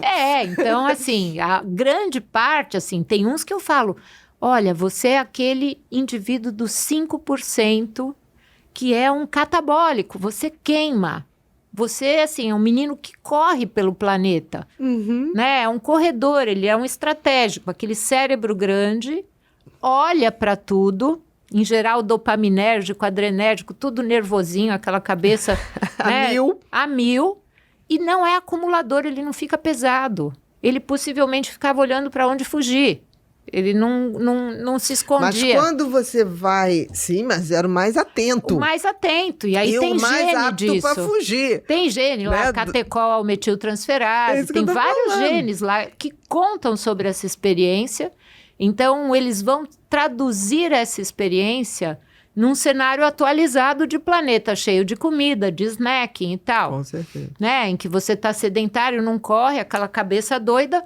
E o cara é magro, mas a cabeça é doida, né? Então eu falo, a sua cabeça come sua perna. Quanto menos ele gasta energia, mais essa cabeça fica doida. A cabeça doida. Dentro desse funcionamento. E aí, se ele corresse, a cabeça ia ficar melhor, né? Mas quando você vai pedir os genes, né? Esse perfil genético, você faz por regiões, por exemplo, cardíaco, a partir da história, para obesidade, ou você faz um geral? Eu gosto de trabalhar um mapa geral. Porque aí tem segredos de modelos de adoecimento. Entendi. Então, não é só o órgão, é assim, você é um glicador, você faz caramelos nas artérias, você faz catarata, você tem mais ateromatose. Você diz esse depósito de glicoproteína. Então, assim, glicação, gliose no cérebro. Então, glicação. Eu gosto muito de olhar modelo. O todo. Modelo. Esse é mais inflamatório, esse é glicador, esse você tem que ver todos os... Esse é o que faz mais fibrose, endurece mais. Então, é muito legal. Quando você tem essa visão geral, né? E aí você tempera esse indivíduo. Perfeito. Então, até porque os órgãos se comunicam, né? Você tem... Então, você vendo você não está vendo. Tá bom. Você hipercalcifica artérias, você tem alteração de receptor de vitamina D, o transporte é ruim, você tem intolerância à lactose, você tem uma microbiota disfuncional porque tem um perfil de dificuldade de digestão de glúten. Ah, mas agora ficou na moda. Não, não é que ficou na moda. Tem gente que não tem dificuldade nenhuma. Não é que ficou na moda, é que a gente consegue enxergar. Exatamente. Entendi, não perfeito. tem essa moda. Tem gente que não precisa mesmo. Tem gente que não precisa. Metaboliza muito bem, obrigada. E tem gente que tem o tal do leaky gut, que Exatamente. é o intestino permeável, que acha que não existe, mas existe sim. Então, olha, eu não vim com traço genético de alteração de metabolização, de processamento do glúten, da proteína do glúten, que é a gliadina, mas eu me tornei sensível. Pelo excesso que é o de não consumo. celíaco gluten sensitivity. Exatamente. Né? Que é não sou celíaco, não vim com genoma, mas me tornei, por alterações e continuidade ou excesso de ingestão, de exposição de glúten. Me tornei sensível. Perfeito. Então, é assim que a gente vai conversando. Não, e de uma maneira racional, não é tira isso, tira aquilo. Não, vamos ver cada um. E assim, conversar com genes, né? Você jogar xadrez com o passado. Exatamente. Projetando o futuro. Na perspectiva de evoluir para um futuro. Exatamente. E se a gente pensa que epigenética é transgeracional e que eu posso passar o meu salto biológico, eu não transformo genes, mas eu otimizo a operação. Eu faço uma reedição da influência. Entendi. Perfeito. Próximo, Rô. Você vai mudar de profissão, né? Olha, eu tô achando tão interessante. Eu tô querendo fazer parte do grupo. Você tá querendo mudar de profissão, eu vou te pôr. Do grupo. Eu já tô querendo fazer. Dos malucos. Eu sempre fui muito... Eu amo a medicina. Eu amo. Eu queria ter tempo. Eu queria ter um dia de 72 horas. Não, e assim... Para poder sobrar tempo para ficar estudando coisa. Tudo me interessa. Tudo me interessa. Entendeu? Tudo eu sempre tive esse olhar de tipo, nossa, isso me interessa. Mas tudo me interessa. Tudo me interessa. E assim, eu acho que todo conhecimento soma. Falar de coisas interessantes sobre isso, né? É difícil a gente ter tempo de conversar com alguém e a pessoa apreciar isso, né? Dentro da área médica, então, ótimo, que bom que a gente está juntas aqui falando sobre isso. Mas assim, você perguntar, Vânia, o que você gosta de conversar com os outros? Eu adoro falar só disso. Mas vem cá, falar sobre isso é falar sobre a humanidade. Falar sobre a vida. É falar sobre a vida, é falar sobre a natureza, é falar sobre a nossa fração dentro dessa natureza. Eu acho... Pra mim, eu vejo, assim. É gostoso, entendeu? Então, a pessoa né? só fala disso. Não, mas eu falo de gente. Mas o meu, assim, eu falo sobre uma perspectiva ampla desse acontecimento biológico que é a existência humana numa condição biológica evolutiva adaptativa. Isso é lindo. Mas é lindo mesmo. Como começar a desinflamar um corpo após anos de maus hábitos? Então, vamos lá para as coisas práticas, né? Uma das coisas que é respeitar o ritmo da natureza, que é o tempo de restrição sem comer, que é o time restricting feeding. 12 horas sem comer é bastante bom, já ajuda muito, muito, que é descansar, silenciar os ruídos inflamatórios. Tipo, 8 da noite a 8 da manhã. Isso é o mínimo. Consigo 16? Maravilhoso, se você não é um magricelo desnutrido, que está perdendo músculo, enfim, olhando essa natureza humana da sobrecarga inflamatória. Ter esses alimentos anti-inflamatórios, os chás, né? A cúrcuma, que é o açafrão, a apigenina, tem uma série de alimentos que se comunicam. Mas para desinflamar mesmo, comer menos, ter uma alimentação preferencialmente baseada em plantas e vegetais, menos ultraprocessados, sem gorduras inflamatórias, frituras, essa coisa pesada do superaquecimento, né, do carboidrato, a gente chama isso de caramelização ou glicação. Quando você faz um bife à milanesa ou um pastel. Crocante, né, que o pessoal adora. Que tudo parece uma delícia, crocante, mas... extremamente salgado, extremamente doce, extremamente palatável. Exatamente. E agora o tal do morango do amor, minha filha? O que é aquilo, minha filha? O que é aquilo? A gente já se dava mal. A gente já se dava mal com a maçã do amor. Agora aquilo ali vão comer mais, porque você ele sabe é menor. Que a molécula do morango, que é a fisetina, né? Ela tá ali nas pesquisas, existe um consórcio de moléculas que estão sendo convocadas para conduzir esse modelo de longevidade. Então, O morango tá lá. fisetina do morango, Então. quercetina da maçã, inulina Não, mas não é da do amor. alcachofra. Não é o do Porque amor. do amor tira Que totalmente. é o que eu falo, vai usar espinafre. Creme de espinafre, não. É o espinafre. Espinafre. O brócolis é o brócolis. É o brócolis, né? Não é couve-flor à milanesa. E aquela coisa que as pessoas falam assim, eu vejo muito. Não, mas isso aí eu boto naquela panela. Ai, tá, aquilo é criminoso que é o air também. fry, que todo não, mas não tem gordura. Não tem o Você sabe superaquecimento. que eu ganhei uma, nunca usei, eu não sei nem ligar. Aí a Pois pessoa é. fala, como você não usa? Nunca quis. Não, também não. Ela tá virgem. Pois é. Tem uns 8 anos. Pois é. Eu vou dar. Porque as pessoas falam, eu não acredito que você não fez. É muito fácil. Eu falei, isso não pode ser saudável. Tudo que hiperaquece. É o hiperaquecimento. Né? Esse hiperaquecimento, micro-ondas, tem uma série de artigos que já saíram.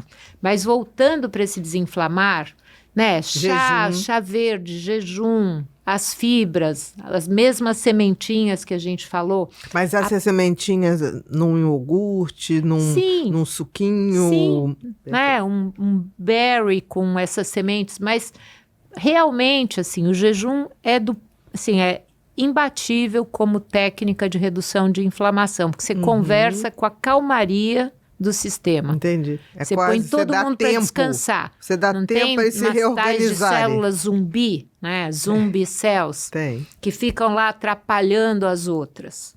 Elas não morrem, não fazem apoptose, não desistem da existência. Mas Também não perturba viram todo mundo. câncer. Não é que vão sair ali multiplicando, mas atrapalham os A função órgãos. das outras. Olha, você era um fígado, agora você é um fígado fibrosado. Né? Então, elas deterioram o sistema. Entendi. São bagunceiras. Aí, assim, a gente tenta transformar essas zumbis em bailarinas. Então, quando a gente coloca... vamos colocar um chá de camomila? Vamos pingar própolis? Uau! Vamos proporcionar ômega 3, ômega 6, porque a nossa dieta é cheia de óleo, gordura saturada.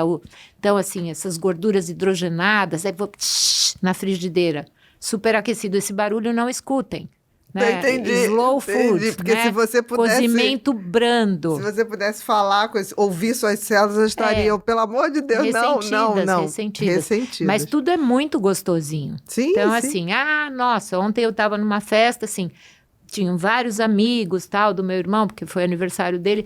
Não vou em você porque falam que você é castrador. Eu falei, não, eu não sou castradora. Eu testemunhei você comendo uma jujubinha e falando, vai fazer bem essa... É uma experiência, Exatamente. uma experiência de prazer, é um mimo, né, para um meu hipotálamo saudoso dessa coisa do meu passado. Entendi. Tá tudo certo.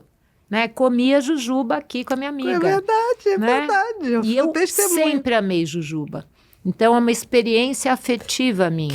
Exatamente. Você me de recebeu criança. com uma experiência afetiva. De criança. Exatamente. Tinha o delicado, mas o delicado... Você lembra do delicado? Lembro. Eu falei, no delicado tem muito açúcar. Eu né? fui. Demais, assim. Eu fui do lançamento de tudo isso, né? Eu Nós, sou né? 1961. Delicado. Tinha bala soft, tinha Bamba, coisa. Lolo, tudo. Isso tudo. mesmo. Isso Tudo. mesmo. Prestígio. Prestígio. Isso mesmo. Então, assim, não comer nada disso que a gente está falando, dessa saudade, né, desses alimentos ultraprocessados, diminuir essa coisa, né, que faz o barulho fritura, do superaquecido. Os crocantes, super crocantes. E aí trabalhar com as fibras, os vegetais, os chás. Chá desinflama muito. Água em jejum é muito bom. Né? Você trabalha bem esse sistema de eliminação. Então, pensando que a gente tem que baixar o som das células zumbis, né? Diminuindo a deteriorização dos nossos órgãos através de um tempo sem comer. Essa coisa come. Não dá tempo, gente. A bicharada fica louca. Fica. Né? Não tem um descanso. Não tem descanso. Elas precisam dormir também. As bactérias precisam dormir. A gente tem que botar elas para dormir. Eu ponho elas para dormir. Tem chazinho, tem tudo. Que legal. E tem uma coisa que é legal, que a gente não usa mais, né? Que é a percepção olfativa. Então, o aroma. Então, tem aromaterapia, tem os óleos essenciais, porque a gente não está muito na natureza. Estamos aqui nós duas sem natureza. Então, o olfato que a gente perdeu muito como ser humano, não temos focinho. Então, Mas é bom. Por exemplo, bom. esse chá, ele me sequestra Isso. pelo uma cheiro. experiência Quando ele olfativa. chega aqui, Ela eu brinco, eu falo, olha, olfativa. faz que nem vinho. Primeiro, sabe? Cheira, Isso. depois degusta, depois... Porque entra, né, pelas vias, né, de percepção. Você dá uma sinalização natural, né? De pertencimento à natureza. E a experiência, né? Isso mesmo. Próxima, Rô. O que é, na prática, medicina personalizada e como ela aparece no cotidiano? São pessoas curiosas essas suas, hein? Elas foram lá no seu endereço. Com certeza, porque a gente libera o Instagram. Tá. Então, medicina Mas não começaram a seguir. Elas começarão a seguir quando for ao ar. Você vai ver a diferença. Legal. A medicina personalizada, ela tem como prática o olhar para a singularidade. Então, o que é que ela tem de diferente? Qual é o fenótipo? A pele é clara, o olho é escuro, a forma corporal, de que forma ela engorda? Ela engorda por dentro, ela engorda no tecido subcutâneo. Eu tenho que observar esse ser, né, na forma adequada, funcional, o comportamento, que é o psicofenótipo, fenótipo comportamental. É uma pessoa equilibrada, fala com... É uma pessoa raivosa, descontrolada. Treme, fica chacoalhando na cadeira, né? Pisca-pisca. Então, qual é o comportamento, qual é a linguagem metabólica? Então, essa singularidade humana. E quando eu quero saber mesmo, que eu quero aprofundar, eu vou para teste genético, aí eu olho aquele mapa genético que me mostra a história evolutiva dos ancestrais. O que ele nem lembra, né? E aí ela vai mostrar e falar, olha, a minha família tinha mais risco de diabetes ou de câncer. A câncer ou da infarto. onde? Tem gente que chega, meu pai infartou com 38, 40 Isso é um dado muito forte. Exatamente, né? mas a gente precisa o adoecimento precoce prematuro dos ancestrais é um dado muito forte para traço genético. Então, esse olhar para a individualidade, para a singularidade, tanto no comportamento, nos exames laboratoriais, e quando eu quero aprofundar, mapa genético, aí microbiota, a análise do microbioma, né, da bicharada que a gente já tem tá lá. hoje. Eu uso muito no consultório. O microbioma e o metabolismo final do alimento que sai nas fezes e na urina. Então, eu posso pedir também idade biológica, ainda sem muita consistência, todos os testes, mas com trabalhos evolutivos. Mas é mais um dado. Mais um dado. Eu fico pensando, porque tem gente que fala assim, colegas às vezes, não, isso não funciona, Essa fala é horrorosa. Gente, ressonância magnética não funcionava em 1950. Não funciona pra quem não sabe ler. Em 1950, entendeu? Isso aqui não funciona. Mas você pede. Eu sempre pedi muito exame. Você pede exame. Eu pedia polissonografia quando ninguém pedia. Ótimo. Aí as pessoas falam, mas pra quê? Pra quê? Porque eu quero saber como essa pessoa dorme. Eu quero saber se tem apneia. Eu quero saber se tem aquela coisa... Pernas inquietas, se mexe, se tem movimentos bruscos. Eu quero saber. Quero saber a fase REM, a fase não REM. Então, isso é a personalização. Entendeu? É olhar aquele indivíduo como único, como um universo de informações. E que eu vou ter o máximo de informações. E esse mapa define o projeto. Exatamente. Então, o que eu ponho na prática é temperar a vulnerabilidade dos traços genéticos, do que eu leio dos dados bioquímicos desse paciente, e a oscilação hormonal, as sinalizações inflamatórias desse corpo. Soma, né? E aí eu vou tentando me comunicar com aquilo através das mudanças de estilo de vida e da suplementação, de mudanças nutricionais. E você vai vendo, aí você faz uma coisa, refaz alguns exames que vão te dar dicas se não está indo pelo caminho certo. E é claro que a gente confirma alguns dados. Tem uma alteração muito forte num marcador. Tem um marcador inflamatório intestinal, uma calprotectina, uma alteração que define um processo de risco, a gente vai para endoscopia colono. Com certeza. Né? Aí, Você não vai esperar a coisa aparecer. Exatamente. Antecipo a análise dos dados para algo que eu escutei o cochicho daquela disfunção. Exatamente. Não vou esperar ela aparecer. Não, exato. Eu posso prever. E que se ela é tiver o lá... preditivo. Preditivo, claro. Próxima, Rô. Existe relação entre alimentação desregulada e transtornos mentais? Muito. Aí tem uma pessoa melhor que eu para responder, mas Não, com mas certeza. muito. Com certeza. Tem, porque é claro que essa microbiota, ela tem papéis importantes, entre eles é a metabolização dos aminoácidos em neurotransmissores. Que comunicam com o cérebro. Aí nós modular. temos essa participação do nervo vago que avisa algo lá em cima. Me jogaram uma bomba e estou sob ameaça. Então eu vou ter ou mais ansiedade, ou eu vou ter um transtorno de busca de algo que me dá prazer, mas que me mantém doente naquela rede em que você entra quase como se fosse numa ratoeira, mas não consegue sair. Então, você quer repetir aquele ciclo de prazer instantâneo. E entram os transtornos alimentares. Nossa, compulsivos, Exato. vícios. Exato.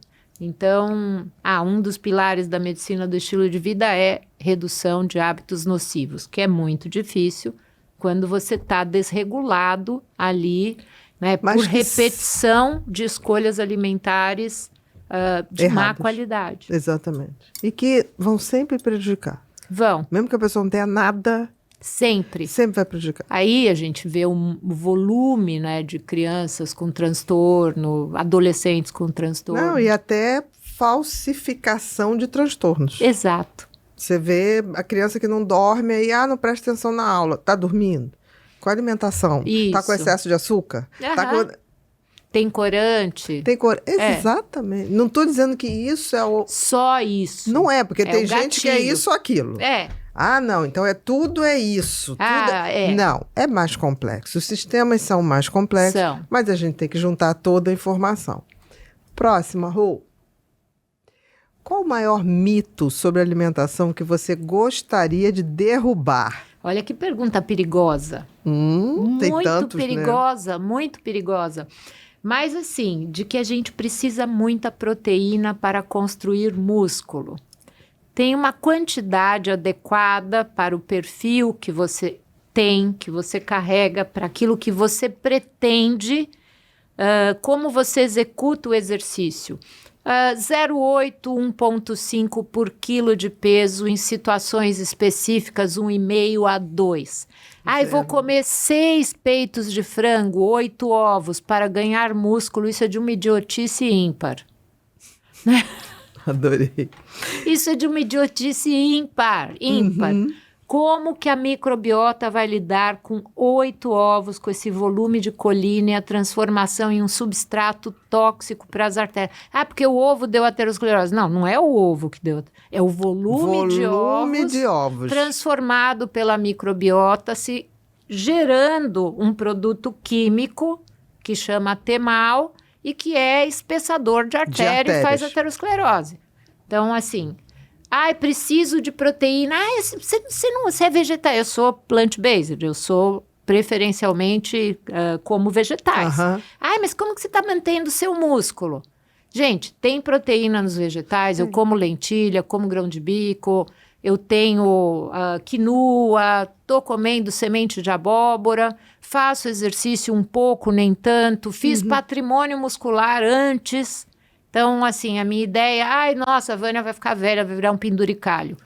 Gente, porque eu não como proteína animal? Não é isso. Também acho. Não é isso. Também acho. A proteína tem várias fontes, eu posso suplementar, eu posso fazer uma oferta maior em determinados momentos de vida. Fiquei acamada, vou tomar um shake proteico, vale tomar a creatina, posso tomar glutamina para melhorar a minha imunidade...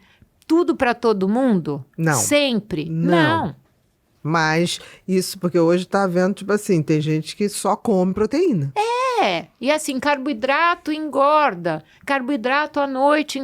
Que carboidrato você está falando? Suspiro, bomba de chocolate? Isso não deve. Não, né? Agora, assim, é uma alcachofra, é uma batata, é uma mandioquinha, um pirê de mandioquinha. É uma batata vai doce te cozida? Matar? Não. Não. Ai, porque à noite não pode comer fruta. Está errado.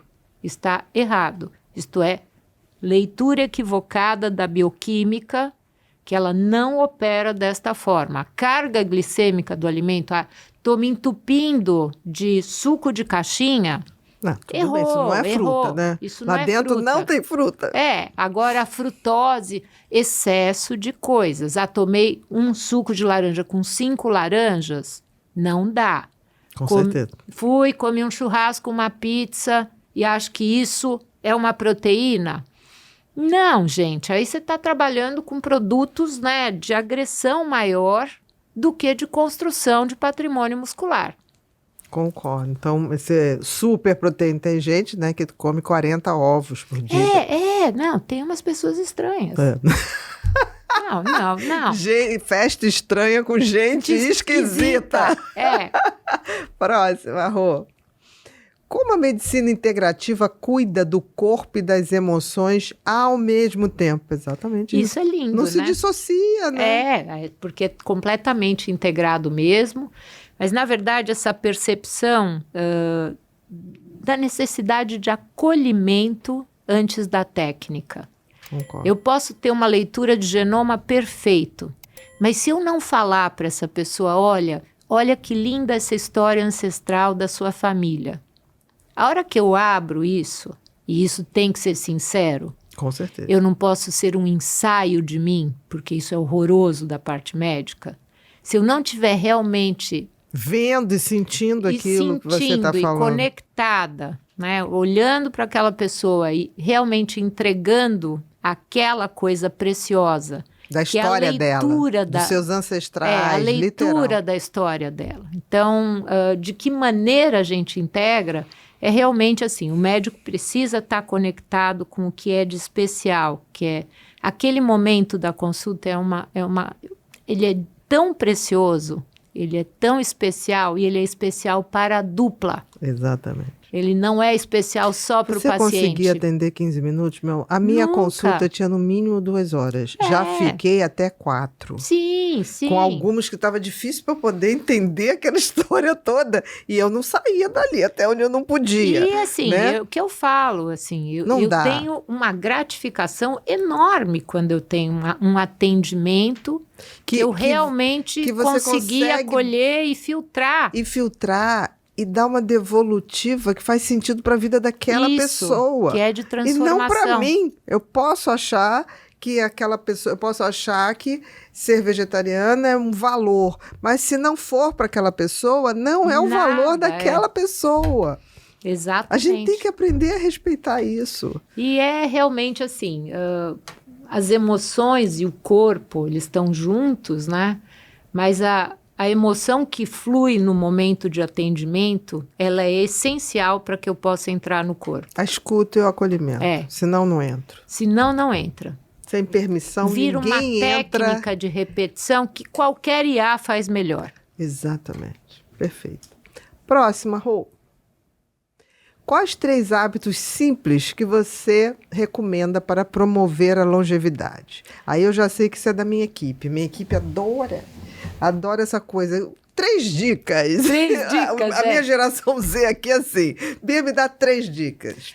Então, estar conectado com pessoas que valorizem a sua história. Então, se você está trabalhando como médica, se você trabalha numa equipe, se você é um músico, se você toca violino e pessoas escutam e aplaudem e tem um aluno do seu lado... Sentem de verdade, não é aquela coisa de puxar saco. Não.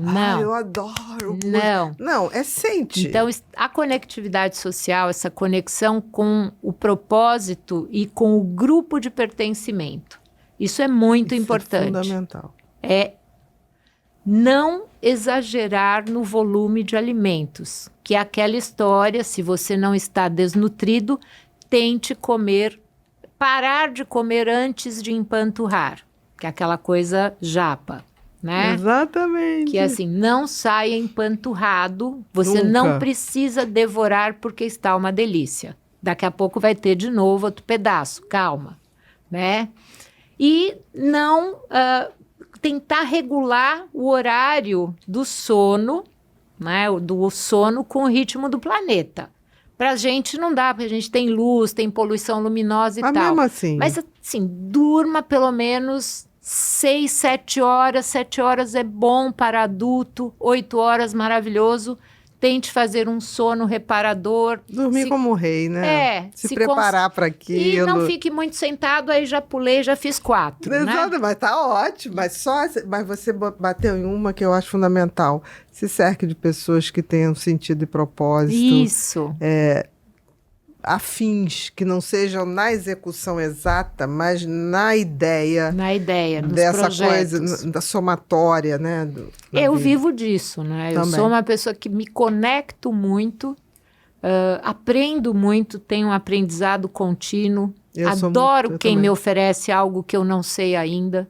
Então, esse desafio de crescimento intelectual, ele devolve muito, não devolve no ego, na vaidade, mas na evolução.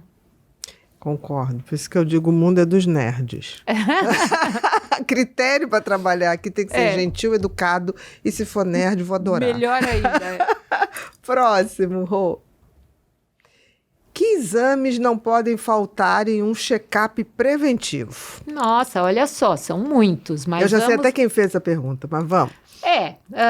Claro que a pesquisa, né, de coisas inflamatórias, então proteína C reativa, homocisteína, fibrinogênio, aí eu estou olhando inflamação.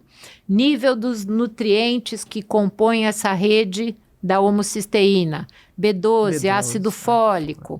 E aí a tal da história da insulina, que é o índice Roma, que é o nível de insulina de jejum com a glicemia que compõe, como que as células estão recebendo essa mensagem da insulina. Tem resistência à insulina? Ok, o índice Roma está acima de 2,5.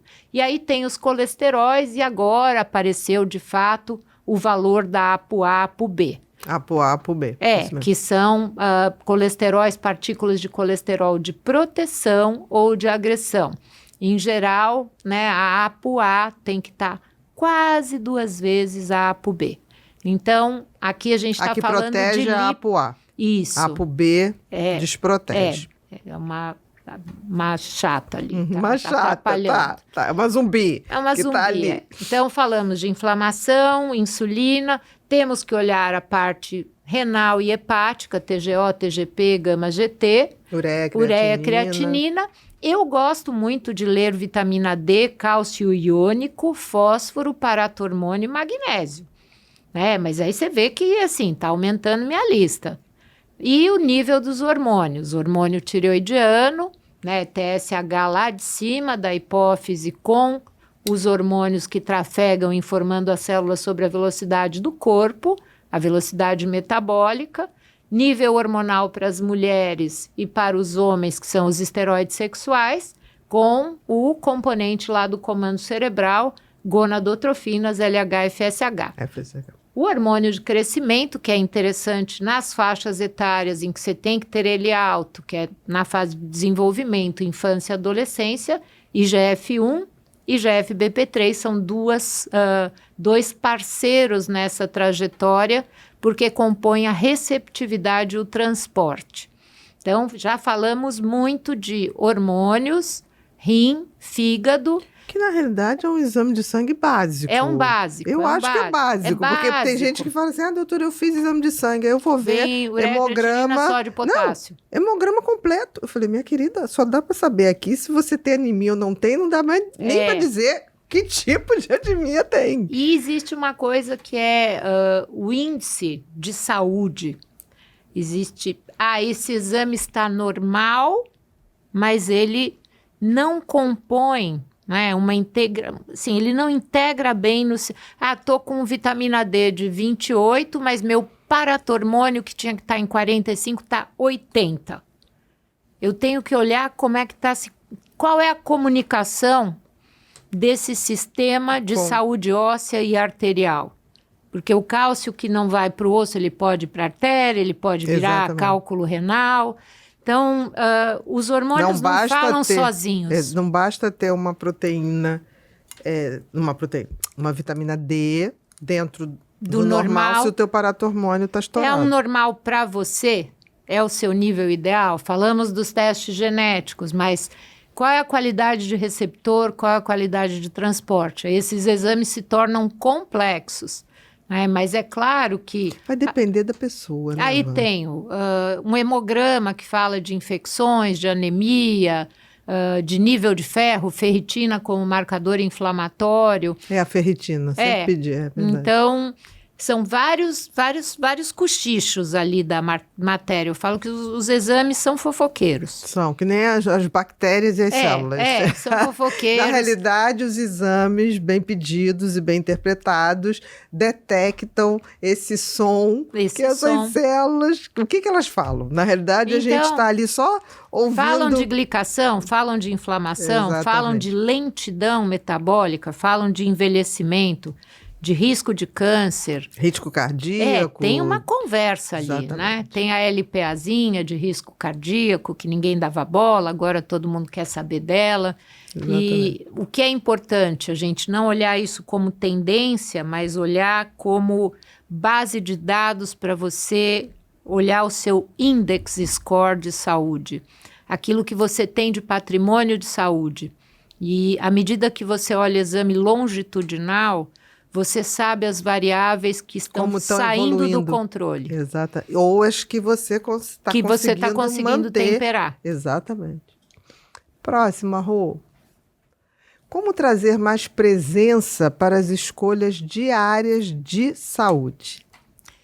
A melhor coisa que tem, eu acho que dentro delas a gente está fazendo aqui, que é troca, educação com consistência, né? Tentar colocar de uma maneira muito verdadeira e clara o que a ciência traduz para o dia a dia, de uma maneira objetiva, sem palavreado. Você vê que sempre que eu falei uma palavra difícil... Você explicou. Fazemos tradução simultânea. Exatamente. Né? Então, é respeito. E isso é integrar conhecimento para o público final. E no atendimento médico, é claro que o meu paciente ele é de fato participativo, que eu mostro os dados, eu falo, olha aqui esse barulho. Olha o barulho do fígado aqui me contando que a comida desse mês foi uma coisa catastrófica. Ou então que Vânia, você andou bebendo muito mais do que Vânia, deveria. eu fui viajar, Falei, então tá bom, foi boa a viagem? Agora vamos limpar a casa? Vamos correr atrás do prejuízo. Então, foi feliz, tá bom. Não é que eu sou esse horror, castradora, nada disso. Para quem ontem estava na festa, não é nada disso, pessoal. Não sou... Não. A escolha sempre será do paciente. E assim, sempre. Que gostoso poder beber entre amigos, que gostoso poder passear e errar um pouquinho, faz parte da natureza humana, a regra não é para o humano por muito tempo. Eu não acho que a gente vai bem com regras. Ou então, coisas muito restritivas, a gente né? vai bem transformando conhecimento em atitude e escolhas. Porque aí você não escolhe. É regra. Eu odeio regra. Então, você escolhe... Você escolhe a partir ser mais saudável. De uma leitura exatamente. Que integrou o conhecimento. Olha, aquelas duas falaram como duas malucas. Tá, falamos pra caramba, colocamos um conhecimento simples pro dia a dia. E agora, o que a gente faz com isso? Transforma, interpreta lá, fala, é possível para mim o prato 70% plant-based? A Vânia falou daquelas ormetinas lá, que era a molécula de sobrevivência. Brócolis, da blueberry, da amora. Ela colocou o chocolate amargo para melhorar meu foco, minha atenção. Que como também que é pouquinho. Integro? Tudo é a quantidade também, né? Como eu integro isso no meu dia a dia? Né? Eu acho que por aprendizado contínuo, entendendo que para você faz sentido aquela mudança, aí você faz as escolhas. A escolha sempre será individual. Sempre. A alienação é coletiva. Ah, sim. Mas a transcendência de tudo é individual. Próxima, Rô. Chegamos no momento pipinho. Meu Deus, Calma. Deus. Agora é brincadeira. Tá. Agora é brincadeira. Agora é livre associação. Eu te falo uma coisa, uma frase, faço uma pergunta E o que vier na cabeça responde. Não precisa agora ser lógica. Tá bom, tá bom. Cor que te acalma. Azul. 2, uma lembrança feliz com os amigos. Dançar com a minha melhor amiga. 3, felicidade em uma comida. Olha, maçã assada com canela. Ai, que maravilha. É uma delícia. É ótimo. Há É muito uma tempo que eu delícia. não como. Eu como todo dia. De noite? Eu como todo dia de noite. Acho que aquela Me acalmo. assadinha mesmo no pequenininha, forno. Pequenininha. Adoro. Amo maçã assada com canela. Eu, às vezes, faço com a bananinha também. Isso. Boto uma canelinha Mas também. a maçã tem aquela coisa que quando a gente entra proibido no aeroporto, aquele cheiro que passa. Não tem? Tem. Então, é verdade. é esse mimo aí que eu tô buscando. Vou Se conecta experimentar. com ela. Vou conectar. 4, um hábito que te dá energia. Olha, dançar. Que Eu legal. adoro dançar. Adoro dançar. Que legal. Você vê que eu falei 2 vezes 2 dança. vezes, exatamente. Eu amo música e adoro dançar. Que legal.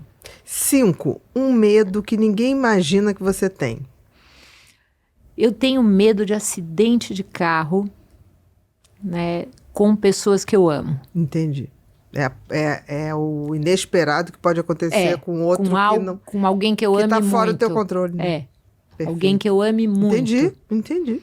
E eu tenho muito essa sensação de que se tem um cara num filme e ele tá conversando e Você eu tô fala, vai assistindo um acontecer filme, alguma coisa. Pronto. Eu também tenho isso. Aí eu falo, mas por que esse cara tá conversando olhando pra lá? Exatamente. Mas Esse filme vai me remeter a essa sensação de ameaça. desagradável, Puta, é batata. do inesperado. É, o inesperado. Eu sempre acho que vai acontecer isso com alguém que eu amo. Não, mas na verdade nunca aconteceu. Então tá bom, assim, continue imaginando, né? Que nem aquele pessoal que fala assim, vou morrer cedo, a pessoa tá com 90 anos. O meu avô dizia que ia morrer cedo, morreu com 94 lúcido. Isso, ó então, só, tá pronto. Bom, né? 6, amor combina mais com liberdade ou segurança? Liberdade. 7, um erro que mudou seu jeito de pensar. Olha, esse erro que mudou meu jeito de pensar é uma coisa bem pessoal. Tentar existir encaixada num modelo padrão. Tá aí. Também passei por isso. Que legal. A gente é bem parecido. É geração, né? Eu acho Meu que marido assiste você, ele acha que somos a mesma. Foi bom falar isso. Bom, se o marido tá dizendo isso, tem grande conhece, chance. Né? Grande chance de... E a minha filha também fala. Ah, que legal. Mas vocês se parecem tanto, mãe. Eu acho que é energia. Eu acho que é energia. É o encantamento pelas coisas. A gente é apaixonado. Pois é. Acho que é isso. 8. Se o mundo acabasse hoje, qual seria... O que acabasse hoje? Qual seria a sua última escolha? Abraçar as pessoas que eu amo. Perfeito. 9. Se tivesse um superpoder para escolher na vida, qual seria? Qualquer superpoder. Transformar o planeta em algo que se resgatasse a força da natureza. O que não precisa muito, né? Porque a natureza é linda. Você bota fogo em tudo, você passa lá, daqui a um tempo ela está se recompondo. Avançou muito a agressão. Mas eu tenho muito essa vontade. Na pandemia foi uma maravilha, né? Quanta coisa se recompôs na pandemia. Que aquela coisa de olhar peixe e tal. Exatamente. Eu, assim, de vez em quando eu falo, acho que eu vou tirar os peixes do mar e vou pôr lá na minha casa. Vou tentar vai tirar eles do habitat, pois né? Vou pôr numa água infinita que eu... Tem que fazer que eu vou... entendi. Isso é um superpoder. Perfeito, que eu vou criar dentro de mim. Entendi. E 10, uma frase ou um pensamento que você gostaria de deixar, que faz sentido para você. Não precisa ser a frase exata, pode ser o que ela expressa, pode ser sua, pode ser de alguém, tranquilo. Olha, se conectem com pessoas que façam vibrar a sua alma. Perfeito. É sua a frase? É minha. Se conecta pessoas falando vibrar sua alma. Perfeito. Minha querida, muito obrigada. Foi um prazer, Foi muito uma honra bom. ter você aqui.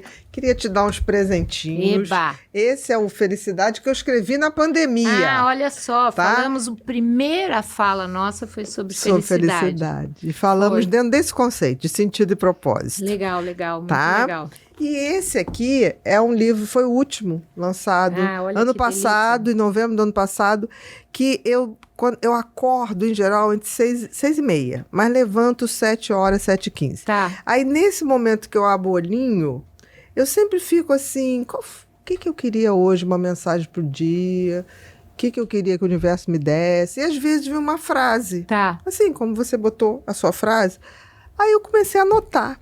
Uhum. E aí, depois de um tempo,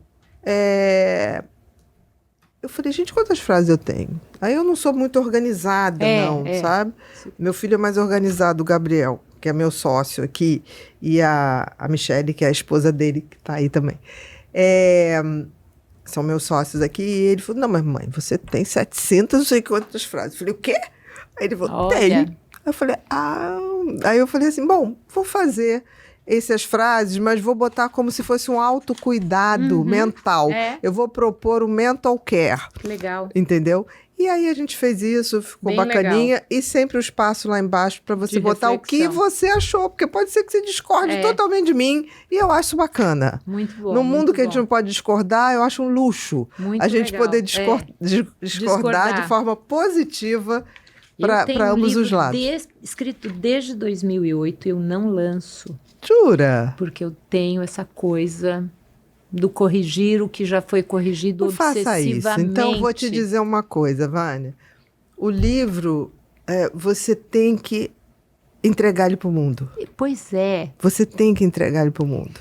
Porque você vai ter a vida inteira para atualizar. Ele tá reescrito? Você não faça isso. Eu tenho... Meu filho é assim, mas eu não. Eu sempre digo que os amores são os possíveis, não são os perfeitos. Tá. Né? E aí chega uma hora, eu ponho prazo, peço à editora que me cobre multa se eu não entregar. E multa alta. Olha. Aí o meu editor fala assim, que isso? Não preciso fazer isso com você, eu nunca preciso. Eu falei, faça. Porque eu preciso entregar. Tá. Porque senão eu vou ficar remoendo ele e ele perde o frescor. Depois, se eu tiver que atualizar... Eu fico mal-humorada com o negócio. Se eu tiver que atualizar, se eu tiver que refazer, tudo bem. Até porque, Vânia, a ciência é viva, ela não é viva, morta. Né? Então, coisas que eu disse há 10 anos atrás, você falou isso. Naquela época eu achava isso. Hoje eu já sei que não é assim. De medicina pós-genômica, em 2008, o volume de cacetada Uma atualização... Não, tudo bem, mas agora chegou assim... Eu escrevi um capítulo que conta essa evolução minha como pessoa e dessa trajetória da medicina pós-genômica. Aí ficou direitinho o capítulo. Mas que muda o tempo todo. E lá vou eu ter que soltar esse negócio até o final. Eu tenho que soltar. Sabe que eu tenho um ritual, né? Quando o livro ficar pronto, eu vou na Nossa Senhora da Aparecida e eu não sou católica praticante. Entrego. Olha. Lá naquela sala lá que entregam tudo. É muito engraçado que as meninas já me conhecem, falam assim, quando vier, traz um pra gente, né? Eu falei, não vai roubar a santa.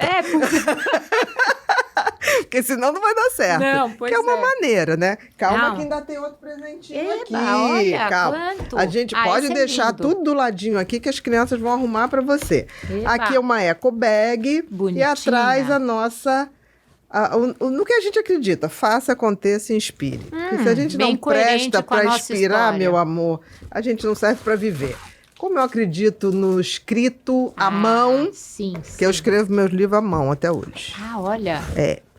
Eu sempre falo, é para você escrever seus projetos, conectar. E aqui para você levar uma canequinha para tomar um chá, um café, uma aguinha e lembrar da gente. E lembrar da gente, tá? Foi muito divertido o nosso encontro. Né? Lindo, lindo. Vou botar para cá, ótimo. pode botar para cá, a canequinha. E agora chegou aquele momento que você vai ser mal educada comigo, vai olhar só para essa câmera e dar todos os seus recados. Leva o microfone pertinho de você. O que você quiser. O recado que eu tenho que falar... O que você quiser. Se quiserem te encontrar, se quiser tirar dúvidas, se você tem curso, se você não tem curso, o que você quiser. A câmera é toda sua. Bom, foi muito bom estar aqui. Eu acho que esse momento de dividir conhecimento é o meu núcleo de inspiração maior na vida. Tem cursos meus que são para a área de saúde, não são para público final, mas eu atendo em São Paulo, meu consultório é na Lima Barros, eu acho que vocês me acham no Instagram, Vânia Assali. O Instituto Assali é um núcleo de multiprofissionais, com gente muito bacana.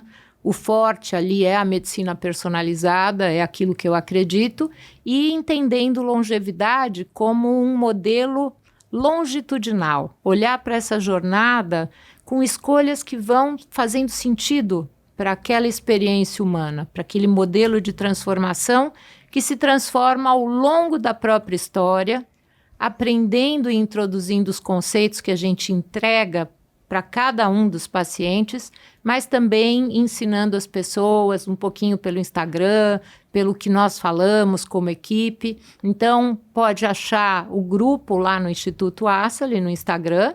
Eu também fico muito no LinkedIn, porque é uma área mais de ciência, mas estou lá no Instagram do Vânia Assali. E estou sempre falando por aí. Então, muito bom estar com vocês. Muito obrigada. Queridos, nós estamos finalizando mais um episódio do Pod People. Hoje foi com essa maravilhosa Vânia Assali. Como é que escreve? Vânia normal, Assali com 2 L's e com 2 S's e no final Y. Então, sugiro que você comece a seguir para você poder começar a entender um pouquinho do que é a medicina personalidade, do que é a longevidade saudável, é claro, e funcional, para que a gente possa viver mais e melhor. Porque não basta viver. A gente tem que, nesse processo, ir se tornando um ser humano de verdade. E aqui, na comunidade Pod People, a gente acredita que somente o conhecimento e o autoconhecimento podem nos fazer um ser humano melhor. Se você gostou dessa conversa, compartilha com todo mundo que você acha que merece esse acesso a esse conhecimento. Se você não é inscrito no canal, se inscreva e também acione o sininho para receber todas as novidades. Muito obrigado e até o próximo Pod People.